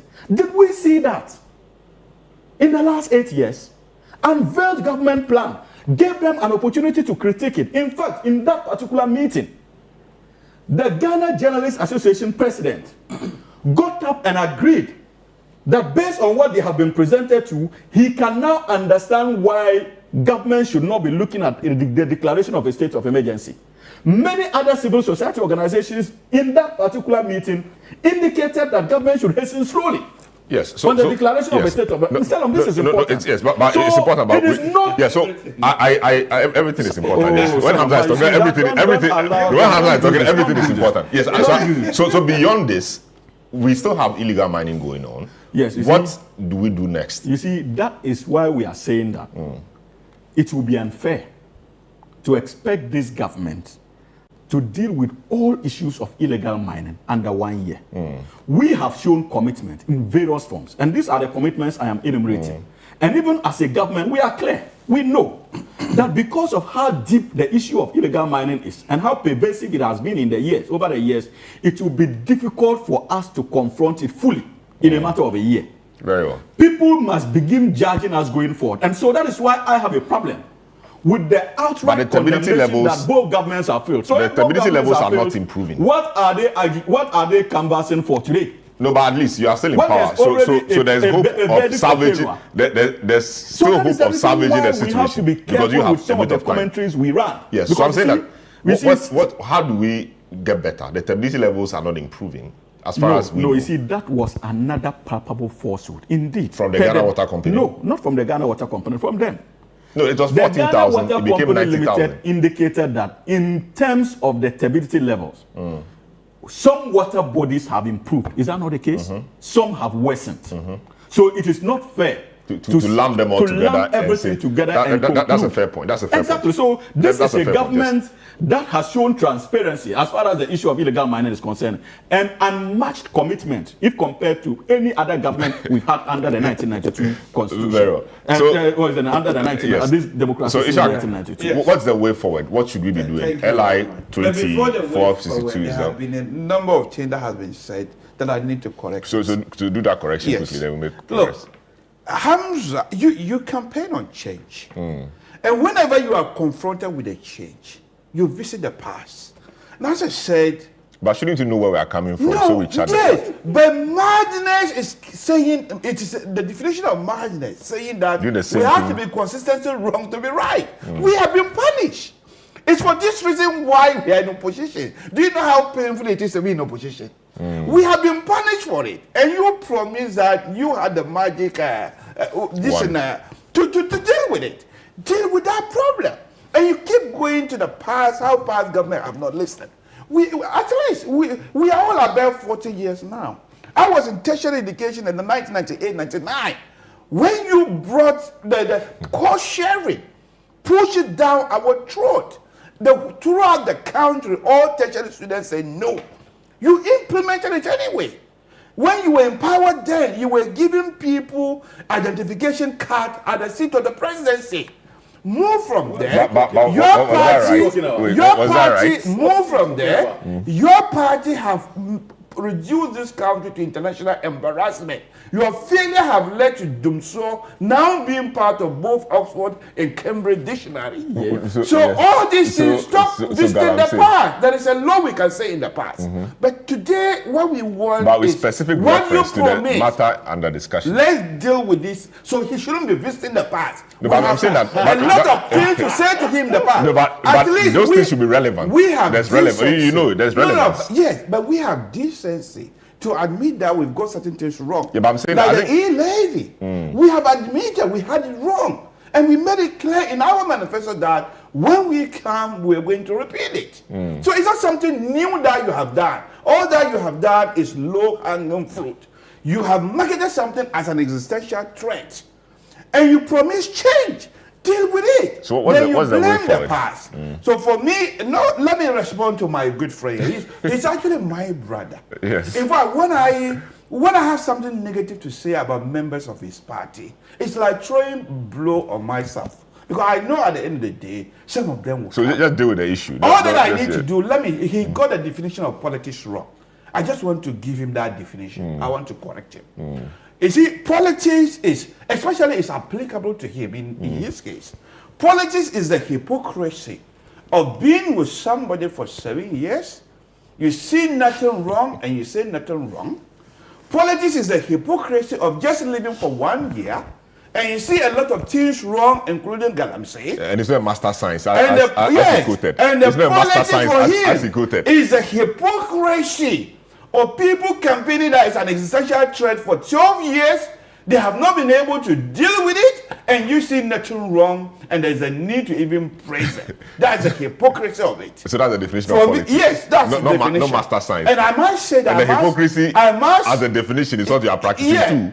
It's defining politics. You are saying that politics is hypocrisy. So you are practicing a hypocrisy. Let me explain. So, but I must commend you. I'm meeting him for the first time, but I like you. The kind of question you have asked him actually exposed the hypocrisy in him. In the definition. And the experts have come to say so much. So, and it boils down to the NDC. For them, they are like a typical student. When they get A, when they after an examination, when they are awarded A, they say they have gotten A. If they feel but when they get A, they have given them A. Well. So what's the way forward? So for me, give me two things we can do when to we were in improve the opposition, situation. I've always seen that. So you're also going to the past. Galamsey, I want us to move forward. No, Galamsey is a very important thing. And we need to leave the politics aside. And together we'll resolve it. I understood Brazil had this problem. South Africa had that problem. They have money to resolve it. So far, what the government is offering now is not helping. The TBT level, as they said, is going up in some waters. He wants to say some waters. But that's a fact, really. Some waters, they said it's improved. But why is it going in some waters? No, because it's maybe... It's a point of failure. And then we have to tell Ghana Water Company, the proposed tariffs increase and the tariff that we have already suffered, because they were pointed to Galamsey activity. So are they calling us? Or why are they increasing our tariffs? The Ghana Water Company will need to listen to the government that there's no problem. And therefore, there's no need for tariff increment. They have said there's no problem. And Ghanaians should resist. Oh no, he said we have achieved some success. Yes, some success. Yes. So why, if they are achieving success, why is it the need to increase our tariffs? But so haven't we increased tariffs every time? They claim it's because of the turbidity level of water is high. And therefore, refining water for us is a problem. So the tariffs cannot be increased because their basis of justification is the cost of producing those water as a result of Galamsey. So for me, the way forward, let's learn from other people's experience. Marginals is consistently doing the same and expecting different results. It's not like they're a new team. They had the opportunity to deal with this problem before. In the first time of President Mahama, was he able to solve it? So if you market it as Kufa, so for me, it's a collective effort. Every well-meaning Ghanaian, we need to put politics aside and come together to find a particular solution. And we need a team at least that have a vision. So far, when they were talking about this state of emergency, President Muhammad's statement actually depresses me because he said a lot of things have depressed you this morning. Yes, he said the military has been tied elsewhere. So meaning that we don't even have the capacity to declare state of emergency if it is needed. So that depressed me. So let's go to the South Africans and the Brazilians to see what has worked for them. And how can we adapt that to fit our situation? Very well. Andrew, your final words on this. The way forward, what must we be doing? So very, very disappointing that my learned friend would come and say that the definition. A quoted definition. No, the definition is his own definition for you. Yeah, but I didn't quote. He can't. So when I'm quoting, what's called academically, and you are a lecturer. And it's an academic. Yeah, and it's academic. So when but it's I'm quoting, no, this is not politics. People are listening. You understand? And this is not what he's doing. Is not politics. Okay. Because people are listening. We are 7 people. You understand? So it's very disappointing. The academic. When I'm quoting. I'm not saying this is Andrew Pedanquist's definition of politics. The master science. Yes, I'm quoting. Let's hear it again. So politics, are writing, yes. According to Aristotle, and he ought to note this. Okay. According to Aristotle, is the master science, yes, which uses all the other sciences for just 2 purposes. So listen, Prof. You understand? To build a strong state, and to take care of the welfare of your citizens. Now, 2, I started doing political communication in 2021. I started doing political communication in 2021. I'm a practicing lawyer. Yeah, sure. Now, there are so many videos of myself. Yeah. You understand? Disagreeing with a lot of things. And I'm not a politician like he himself. Yeah, you understand? It's a lecturer and a practicing lawyer. Yeah, he's a politician. I'm not like him. Because they assume that because you are an MPP or in a party, then you ought to agree with everything. Listen, my father was a very prominent CPP man. My house is a very prominent CPP family. There are elements in the NDC, those of them who came from the CPP, that have asked me that they can't believe that Matthew Pedaquest's son was a member of the NPP or believes in the UP. A lot of them. If you know me from my Chimota days through to tech, I'm not a kind of politician. You understand? I just don't follow like some sheep. You must have your own view, and where your party is wrong, you must have the moral obligation. In fact, you must show your patriotic sense to point it out. So I take so he doesn't know me. Very well. But you are friends. You are friends. So, but the friends don't know me. Don't know and them. If you knew me, you know. So now let me turn the way forward. I think the law is very clear. The Manual knows that. Article 8.7 says clearly that the minister has the power to revoke licenses where it's in the interest of the state to do so. So I believe that immediately, because of the making nature of this whole thing, the first step ought to have been rely on this law and revoke a lot of licenses. You understand? Then do an audit. Because the problem is that there's so much, you don't even know, because there are different kinds of mining licenses. There are prospecting licenses. People are using prospecting licenses. And you understand? Do a critical audit of all the licenses. And then, you understand? And then, again, look at the regime. I feel that the punishment regime is still very lax. We believe that the punishment should be as high as life imprisonment. You understand? Because of the nature of the hazard with, and then when it comes to the issue of the Forestry Commission, and I'm also a forester. I'm a professional forester. I see. Yeah, I did my first degree in renewable natural resource management. They make them wear some uniform like that. Green, yeah. What's the essence? The essence is to deter people. So why don't you add some small powers to them? Militarize them. Because, you see, because of the nature of the consequence of our negligence, of Nanado's negligence in this Galamsey issue. In fact, the fact that he forwarded it, the people have amassed weapons. So right now, it's not just a simple matter of allowing the police. The police will run away because the weapons the guys are to the extent that Naimos boss, a full kennel, had to be chased from him. You understand? So and I think that's the basis for the call that a state of emergency should be called. So you treat it like a war being waged on Ghana. Deal with it as if it's a war. Clear them, and when you've cleared them, then you make sure you put in place the structures, you enforce the system so that they can go forward enforce it. I think the third bit of it is a restoration, because the water bodies have been destroyed. forest reserves have been made wasteland. How do we restore them? I think there's a whole debate about whether it's decheemicalization or detoxing, but some form of step ought to be taken to restore what's called the civil society groups talk about the Tree for Life program, targeting forest reserves. And then let me add, you see the Tree for Life. You know what? Over the years, when you're doing those tree planting, we're planting your and oranges. It's a basic understanding of forestry. Will tell you that your and oranges and agric products, they don't sequestrate any carbon. They are experts there. You have trees like asamfana, that do proper sequestration. So you see, it's just now was all about do something to represent something. No commitment. Let's show real commitment and let's do proper what's called. You have the final word on this. The way forward. I would say that the way forward, first of all, when you come to the Forestry Commission, they are mandated to take care of our forests. So let's equip them, and let them have all the resources they need to be able to protect our forest reserves. Because mind you, it's not just armed environmental terrorists. We also have the loggers who are also armed. So let's give them what they're asking for. Let them protect our forests and forest reserves, and then let NAMOS protect the rest of the landscape. You see, we have to understand the magnitude of the problem. It's like you have about 2,000 fires raging. You can't just have one fire engine going. So let the Forestry Commission do what they've been mandated to do with all the tools they've asked for. And then there should be a possibility for them to ask for reinforcement where necessary. And let NAMOS be well equipped to deal with the rest of the problems, because it's I don't even know where to find the words. And let's also be very, very clear, and I'll repeat it and I mean it. We face an existential threat. There's a war going on, and that's why we ask for a targeted state of emergency. There's a war going on against environmental terrorism. Even in wartime, when we poison the source of water, it's a war crime. As we speak, our water bodies are being poisoned. So I don't say it lightly.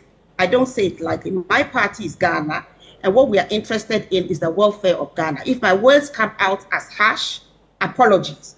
But the important thing is that we should all put party considerations aside and look to the good of Ghana. We face an environmental catastrophe. We are being poisoned. Our landscape is being destroyed. The mercury that ends up in the soil is not going to go in one day. It's going to take some time to go.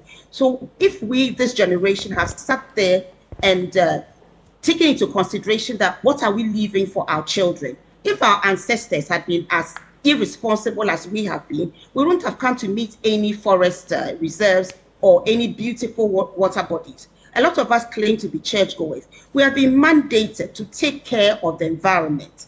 Let's do it. Let's put parties aside, and going into 2026, let's put the interest of Ghana at heart. Give the Forestry Commission what it needs to take care of the environmental terrorists, including the loggers, and resource NAMOS. And let's drop all charges against the activists in Atronsu. Because even as I speak, they are under siege. And if you don't do that, you are not inviting community engagement in the fight against illegal mining, where the illegal miners walk free and the activists are rather intimidated and pursued by the police. Let's drop the charges against the Atronsu activists, and let the police call an investigation to find out why the activists were arrested whilst the illegal miners are walking free and were able to mine even last night.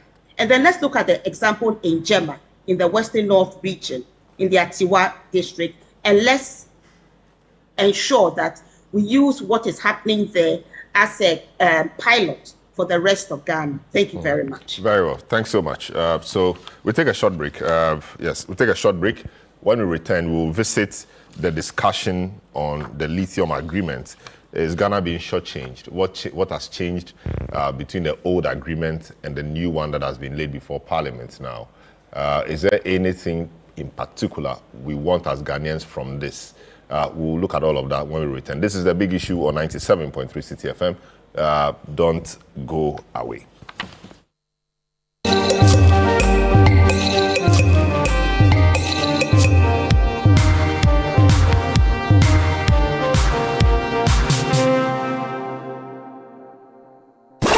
This Christmas Eve, skip the ordinary and step into the extraordinary.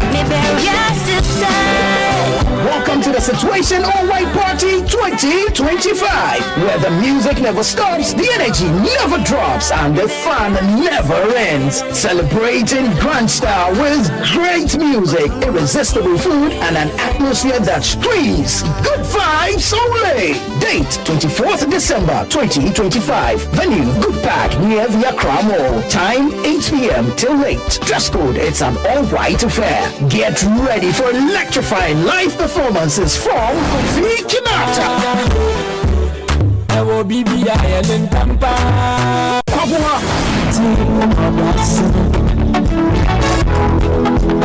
Perez Music. Funko Bobano. Inyela Yito Iketon. In Chin Chin Band. And DJ Mingle.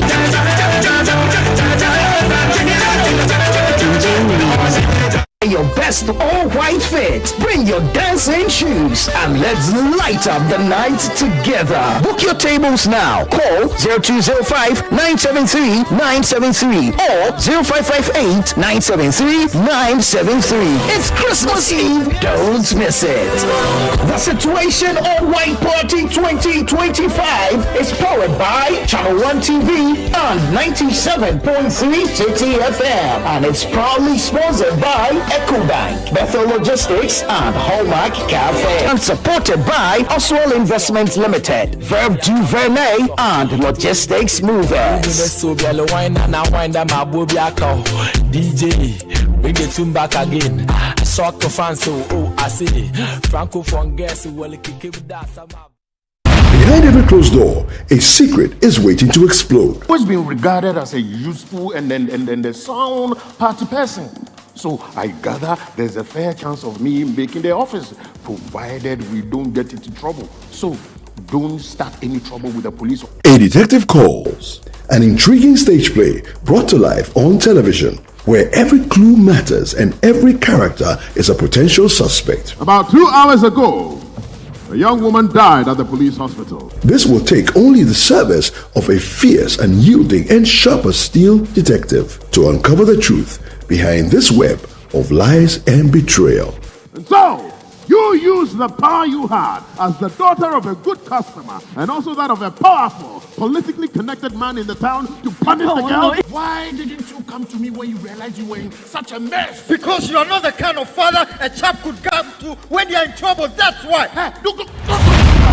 Grow from Image Bureau Productions. A Detective Calls premieres on Christmas Day at 1 p.m.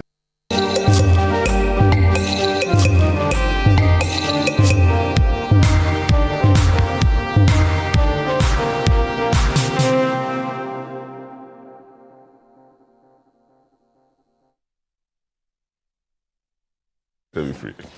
All right, you're welcome back. This is the big issue on 97.3 City FM. We have the final discussion or matter to deal with, and that's in relation to the lithium agreement. This agreement has suffered a few things here and there. It was laid before Parliament, was it in 2023 or so, but could not have its report adopted for various reasons. Now that Parliament elapsed, a new Parliament has come, and it's presented another or a revised agreement, and civil society again says no, this cannot be the case. A few things have changed and they actually worse, so we won't agree. Take it back and go look at it. There was back and forth. Eventually, that particular agreement laid before Parliament by this government was withdrawn. They've looked at it, done a few things to it. They said they've done broader consultation, and they brought it back to Parliament. We don't know what civil society thinks, but Imani Africa is one of those groups, those civil society organizations speaking on the matter and leading the discussion. They've met the Select Committee on Environment chaired by Collins Dada. They've met the Speaker. They've met all the people who matter in this space. Franklin Kujo, fortunately, is on the program. So Franklin, yes, the lithium agreement, the question is whether it's a better deal as we have it now, it's a better deal for Ghana, or it's worse than before. Now you've had the benefit of looking at the agreements.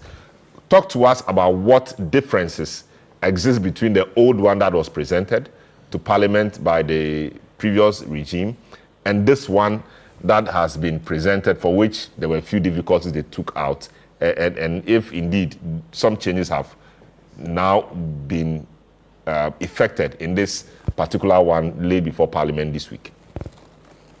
Well, thank you very much, Solomon. I think the last time the conversation on lithium came up, during the last administration, we were told that they had almost reached an agreement with the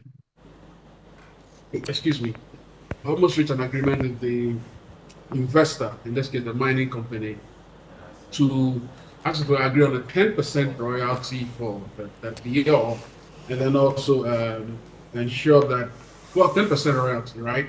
And I think at the time that was just a major issue. We at the time said no. We think that, look, beyond the 10%, you should actually do feasibility studies on your own, so that you can vet your own numbers, independently verify your own numbers against what the company was providing you.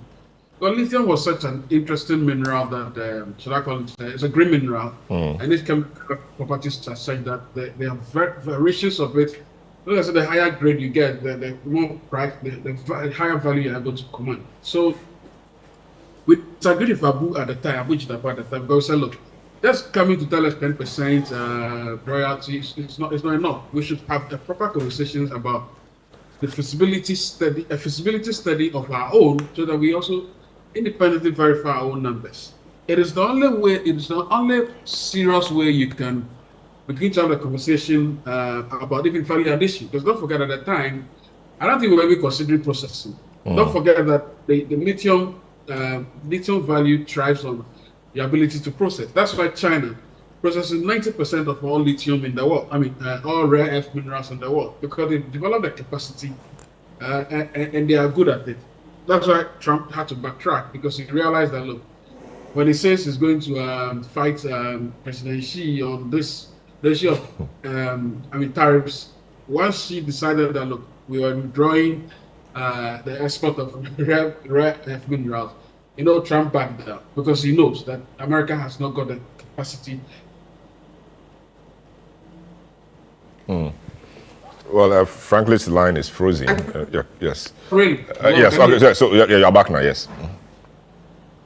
Yes, you are back now.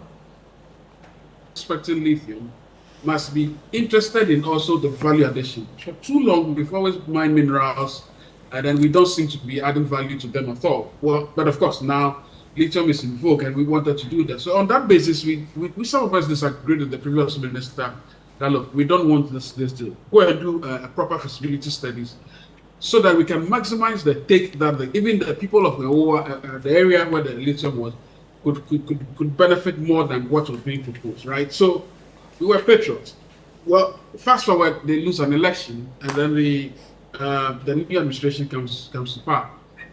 And then all we hear is that, we want to make sure that the terms are more favorable to the investor than before. I mean, essentially, that's the way I'm putting it, right? Because the minister started off with saying, they want to give the company should pay about 5% royalty. And we're like, why are you taking us back? Look, that's how the conversation began. I said, why are you taking us back? Initially, he said that, he's empowered by the law, and that he doesn't have further powers to negotiate on, probably on a sliding scale, a higher, if you like, royalty, more or less. Well, he came back and said, well, we told him that, look, you have power, because there's a Act 900, which gives you regulatory power to actually get on with that. So he said, okay, well, he's going to do that. He had a lot of, there were some sort of, should I call it, stakeholder conversations, and we were part of that. But all of a sudden, what we've heard now is that, well, okay, look, he's accepted the fact that he believes that the sliding scale royalty system is the best, and so he's setting up a maximum rate of about 12%. That's what is in Parliament right now. That's what we hear. And he's setting a higher rate of about 12%, but he's starting off at a rate of 7%, given the terms of things. And we think that, well, we agree that, look, we thank him for accepting the fact that it is better to determine the royalty. I mean, allow more like a seesaw process, which is essentially the sliding scale method. So we agree with him that the 12% maximum is fine. We agree with that. But we still think that the minister should. I would think he hasn't served us properly by suggesting that he want to start on the basis of a 7%. Don't forget, the minister yesterday on Joy, I think he was speaking to a number of journalists, and he did say that look, his approach is that once lithium prices go higher, then eventually we'll be able to get a higher royalty rate. But the question we ask is that why are you starting off from 7 when your predecessor started off with 10 when the price of lithium at the time was $800?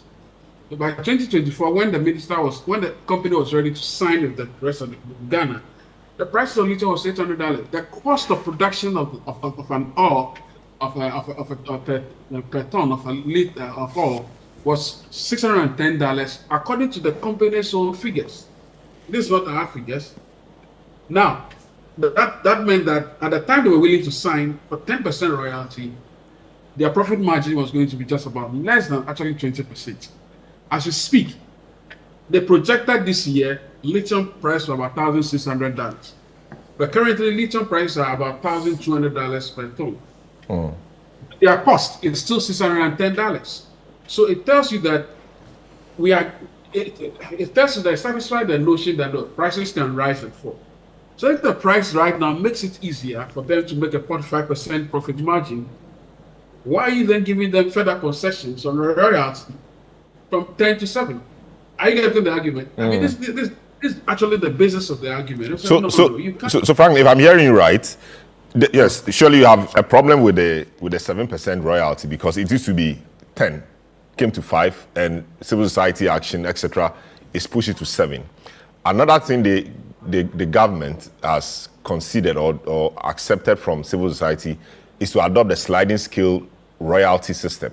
So am I hearing you to say that yes, the sliding scale royalty, good one, but instead of starting off from 7%, start off from where your predecessor left it at 10%. So sliding scale plus 10%. Is that your argument? Exactly. And again, let me just add one more example. Because the minister made mention some figures yesterday, suggesting that was the price. Look, he's saying that as of the time the company was willing to sign, the price of lithium was $3,000. It was not $3,000. It was not. It was actually $800. That was the price of lithium at the time they were willing to sign. And now he goes ahead and uses that figure, to now initiate his own scale. And his scale is that if the lithium price is up to $1,005, his royalty starts from 5%. It doesn't make mathematical sense. I mean, first of all, those figures are wrong.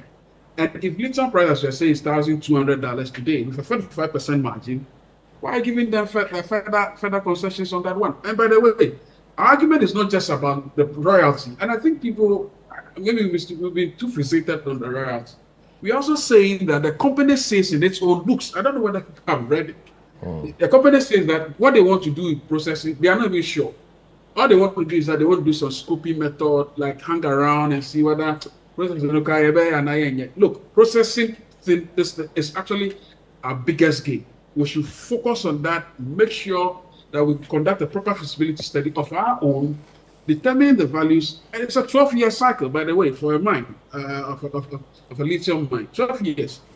We are not saying that the prices should be static. Nobody is saying that. The prices could go up. In fact, the carbonates of lithium could, if you don't take care, could go up to probably sometimes $100,000. And then what? You sit back and say, oh, I have a sliding scale, okay, to help me. Then what? Then you lose on processing as well.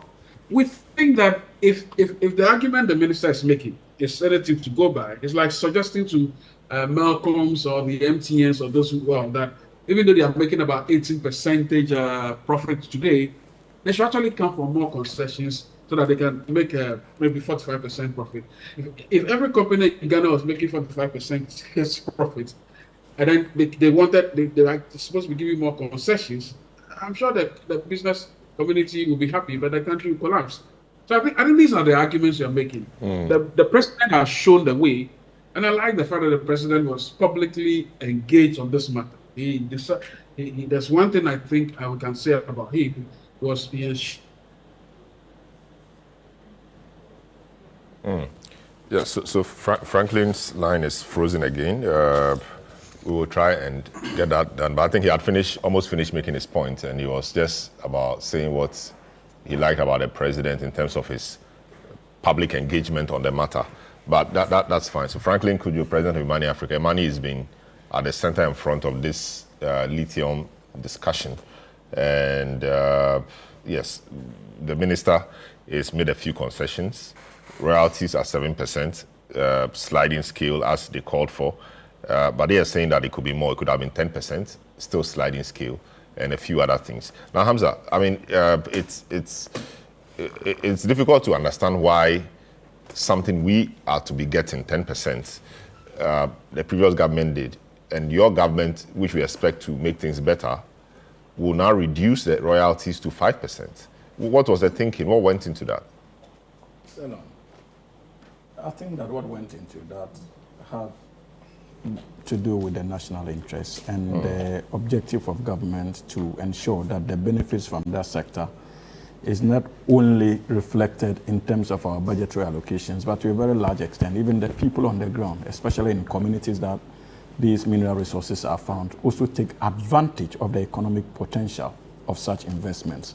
And so there's the need for us to appreciate that, in principle, government's position is not different from the position being canvassed by the civil society organizations in terms of their quest to ensure that we get the full benefits from that particular sector. What appears to be the difference has to do with perspective, in the sense that in one hand, government is looking at, for example, ensuring that we are still able, as a result of this investment, to keep employment opportunities open to many of our unemployed youth in that sector. Mind you, I disagree a little bit with the position of Franklin in terms of the pricing. I remember quite clearly that in 2023, when the arrangement was being signed, the prices per ton of lithium was ranging in excess of $2,500 to about $3,000. And any of us we can check that out. It is something that we can confirm. And so that was the pricing window when we were signing the deal. And we signed it with the objective that that investment could throw out many job opportunities for our compatriots in the country. Salom, unfortunately, globally, lithium prices have started getting hit, like going downward. There seems to be that unfortunate hit in terms of sliding pricing. So it depends on where you stand.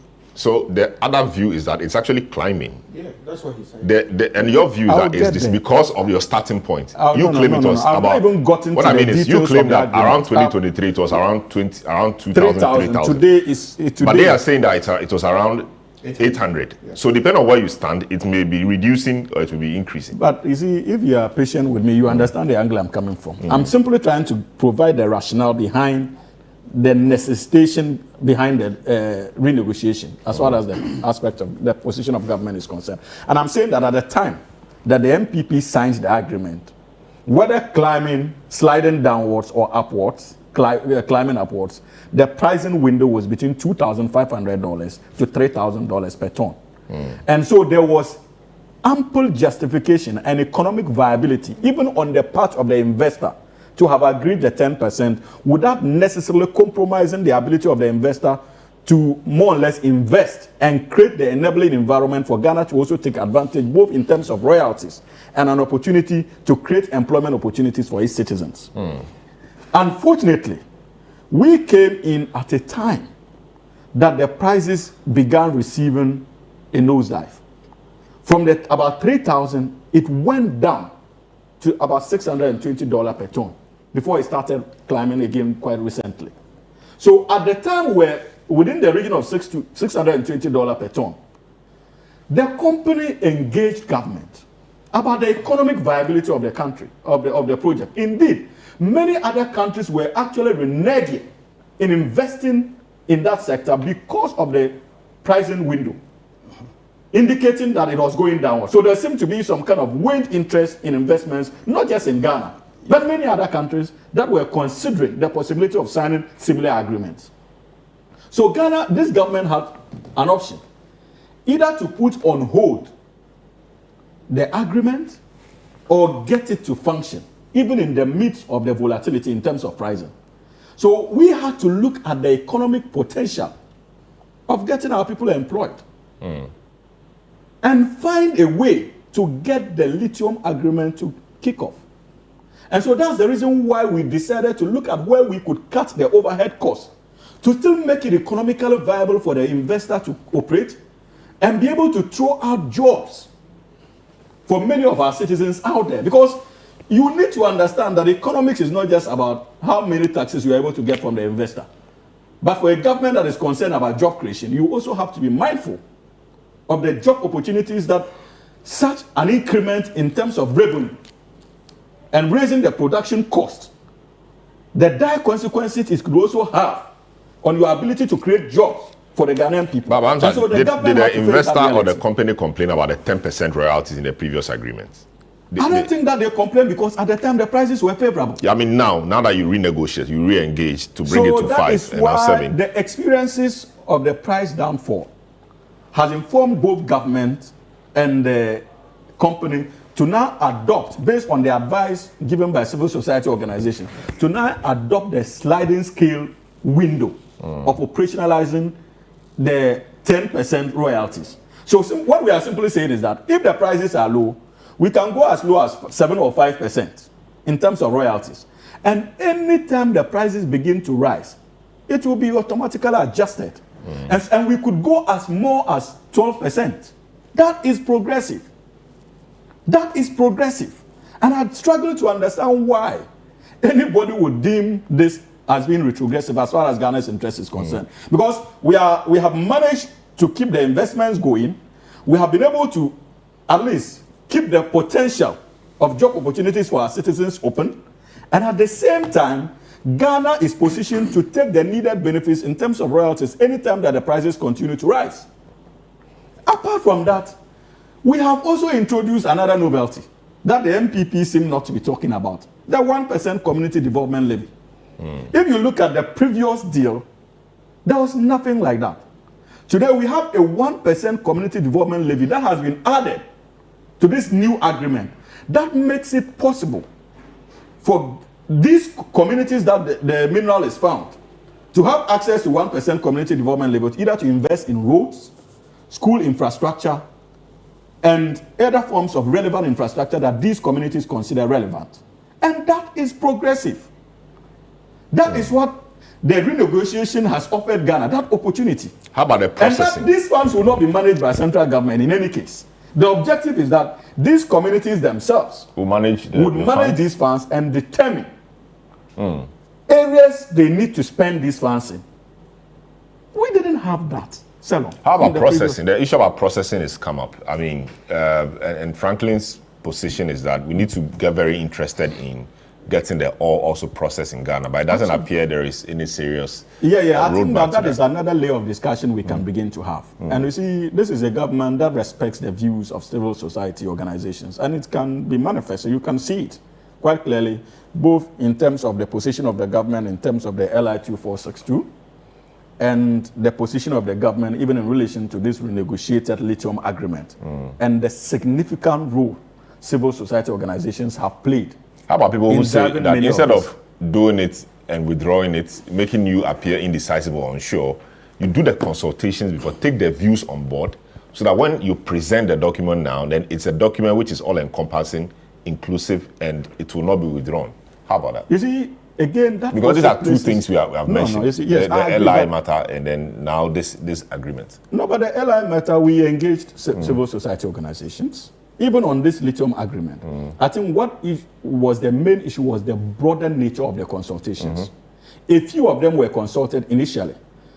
And so when we realized that the education had not gone down as we anticipated, there was the need for a government that is sensitive to concerns of its citizens, for us to have pulled the agreement out to broaden the nature of consultations. And that was what we did. It does not mean that we are being indecisive. We are only being sensitive to the needs of the Ghanaian people, and especially civil society organizations. And I think that, Solomon, we need to be commended in that regard. But when it comes to the process, and I think that his call is not different from the call President Mahama has been making, especially when it comes to our extractive industries.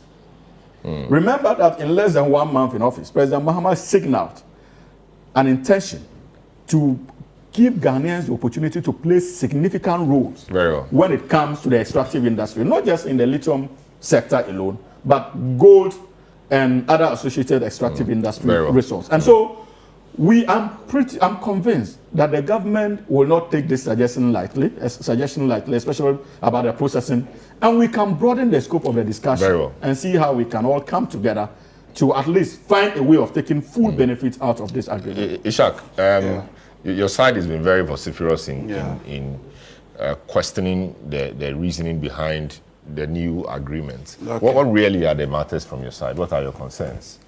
Thank you. I think you've already called out to me, perhaps to excuse from the word depressed. So I'm going to depart from it. So this one, I'm not depressed. Yes. When you listen to the minister and you listen to the likes of Hamza, everything they say just defies logic. 10%, 5%, which is better. 7% and 10%, which is better. But you didn't have the sliding scale at the time. You guys didn't have just defies logic. When you were there, but when did we even get the sliding scales? It's not the second attempt. So we've already said here, he said they are listening government. But what I've realized is that they need to be whipped before they begin to think right. And when you listen to their argument, sometimes I ask myself, on whose side is the government? Are they on the side of the investor, or they are on the side of the Ghanaian? Because what they have said, the investor couldn't have said their side better than what they are saying. So for this reason, that in Ghana, we have to commend them. Look, during our time, we came out, the negotiation arrived. Don't worry, you are intentional. I'm following. I am following. You are following. Thank you. That is important because they don't even listen. Yes, I'm following you. So when we're in power, you said it. It wasn't Imani Ghana. You said 10% wasn't good at all. Then you had the opportunity to take over. Then you said 5%. Then you said 5%. No, Hamza, allow him to flow. You said 5%. Hamza, let him flow. You said you think that responsibility is different. Oh, Hamza, you are part of a be a gentleman. Hamza, you had your turn. Yes. When you were saying, talking, I was so uncomfortable. But you listened. But because I was a gentleman, so when I speak, he forgets his gentleman. Why are you telling on him? No, I'm with you. So then you took over. Then you said 5%.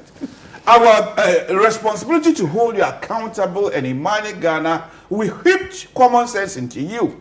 Then you shift to 7%, and then now agree to a sliding scale. Look, with the investor agreeing to make this movement, that means that they're still economically beneficial to them. Let's keep pushing. They are going to get to the 10%. But with this argument put in place by the NDC, almost doing the investor job for them, it's very unlikely they will move. But then if you look at the totality of this team, I think we are asking too much from them. Because even DSTV, they could not even negotiate. They started it with fanfare, what they were going to give us, At the end of the day, they brought nonsense, stupid extra channel for us to watch. And they said they have won.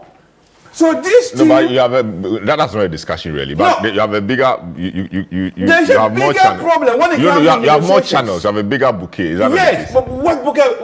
A group of nonsense channel being added, push it down our throat because you were talking about standard of living of Ghanaians that we were paying too much. No, but you could downgrade yourself.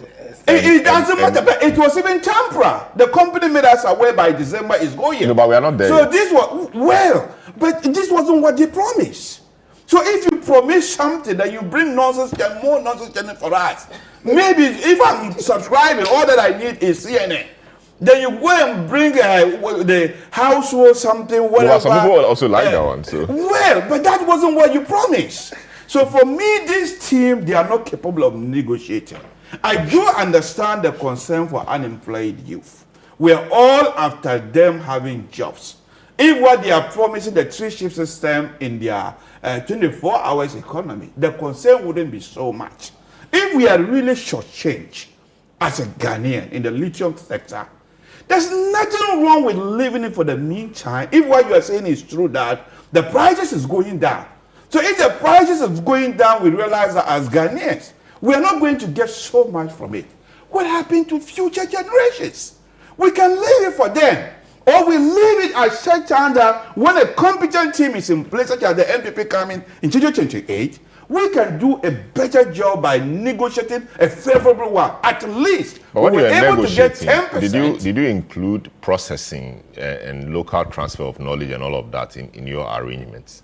I have not had the opportunity to look at it totally of what was agreed.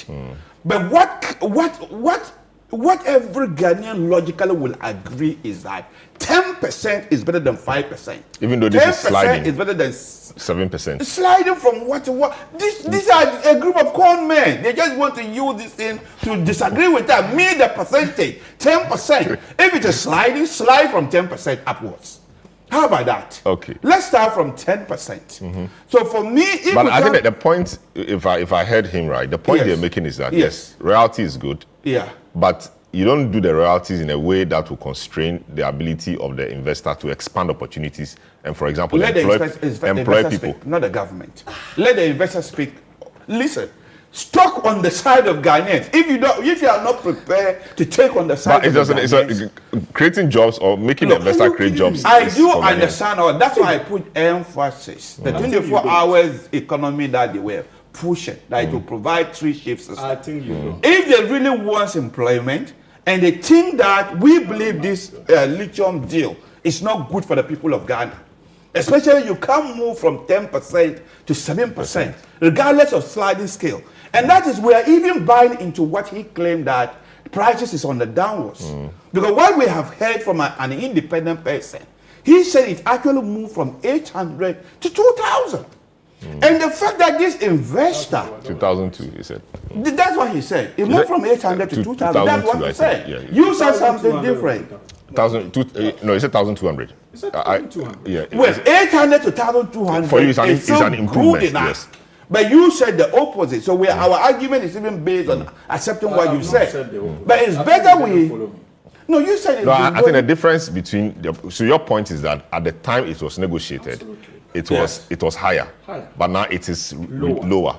Imani's point is that at the time it was negotiated, it was lower. Yes. But even disagreement. Yes. So that's a factual thing we can. I've been trying to dig it out. But it's a factual thing we can resolve. Yes. But in the absence of not ascertaining what it is, I would prefer his what he said to him. He's more independent minded. This guy is sitting in a political seat. He has every interest to lie to me. I would prefer Imani Ghana. What Imani Ghana is. Very well. So the point I'm just saying that the way forward, leave this particular deal, implement your 24 hours economy. So that when they will get a job. If we can't get a good deal for Ghana, we leave it for future generations. Very well. Or at the same time that there's a competent team, 2028, when Dr. Mahmoud Bawumia take over, we can get a better deal. Andrew, yes. What do you make of the whole controversy? Withdrawn, now brought back with a few, tweaks here and there. Yeah, so I think I need to commend Imani for the job they've done. And I need also to state that because of the terms of the provision of Article 257, which says that all minerals in this natural state is for the people of Ghana, and the president shall hold it in trust. Then means that there is a fiduciary relationship between the president and the people of Ghana, which then places an obligation on them when they're taking a decision concerning our mineral resources to have as primary interest what's the best interest of the citizens of this country. Now, when it comes to how this deal has been handled, I think the problem the minister is having is because of the manner in which he's handled this. You see, in the first amendment, I think he tried to do a simple amendment by saying that as per law, and that's what brought about the 5%, the 5% issue. In which one can you justify that a reduction from 10% royalty to 5% is better than is better. You can justify you can't justify it. But having said that, I think I must then commend him that we the people of Ghana haven't given them pressure. He's realized that listen, I have to withdraw and then revisit it. But even in the revisitation, my position still is that to start the sliding scale from 7%, in my opinion, is not in the best interest of Ghana. Because I think Ghana generally, as in we've slacked in how we've utilized our natural resources. Yeah, you understand? It's like we, to the extent that the young people of this country don't believe that we have control over our natural resources. And yet, our natural resources ought to be the basis for our development. And so if we go and take 7%, no, I think if we think we can't maximize benefits, then even apart from the nonsense and those languages you're using and those things, I think I agree with my brother here, that if you think we won't benefit, we are better off leaving it there, shelving it at such a time when we are in the better. Because you take Norway, there's a whole discussion about Africa about whether or not our resources are a curse or they are a blessing. I think it's because of the way we sort of negotiate the utilization of our resources. You understand? Yes, the sliding scale, or because for a company that, from what Imani is saying, they are going to make 45%, what's it called, margins. Then you can't be starting the scale from 7%. You can't be starting the scale from 7%. Great. For me, start from 10%, but beyond that, I think the 1% levy, excellent. You just have to find a way of managing that fund well. As excellent, the processing, excellent. Very well. And I think we haven't also spoken about, in the old regime, they had a 13%, what's called? Carried interest. Carried interest. Yeah, I think there's now 13 plus 6 for MIF, mineral investment, the mineral income and investment that was fund. the old regime. The new one, I understand. So it's now 19, carried interest 13 plus 6%. So if we are going to do that, so if Prof had taken, and because he didn't read, okay. So he was basing his argument just on 5 points. So I don't know why you commented. Let me hear. Understand? Awula is still on. Awula, sorry, just 10 seconds on this. Awula, did you follow the discussion? I mean, what's your thinking quickly? No, I'm the one saying. You are the one saying. Hello, Awula. Okay, all right. Franklin, yes, good job done. But anything to say in 10 seconds? Oh, I think that the president has said clearly defined what ought to happen. We must approach this with data, transparency, and clear conversations about what this mineral could mean for us. This is enormous, and I think we should take advantage of it. Very well. Thanks so much, gentlemen and lady. Franklin Kujo, Hamza Suini, Andrew Apia-Dankwa, Ula Sewa, you heard earlier, and Ishaq Ibrahim for gracing today's show for us. My name is Selam Adunu. Catch you same time next week. Have a wonderful week. Good afternoon.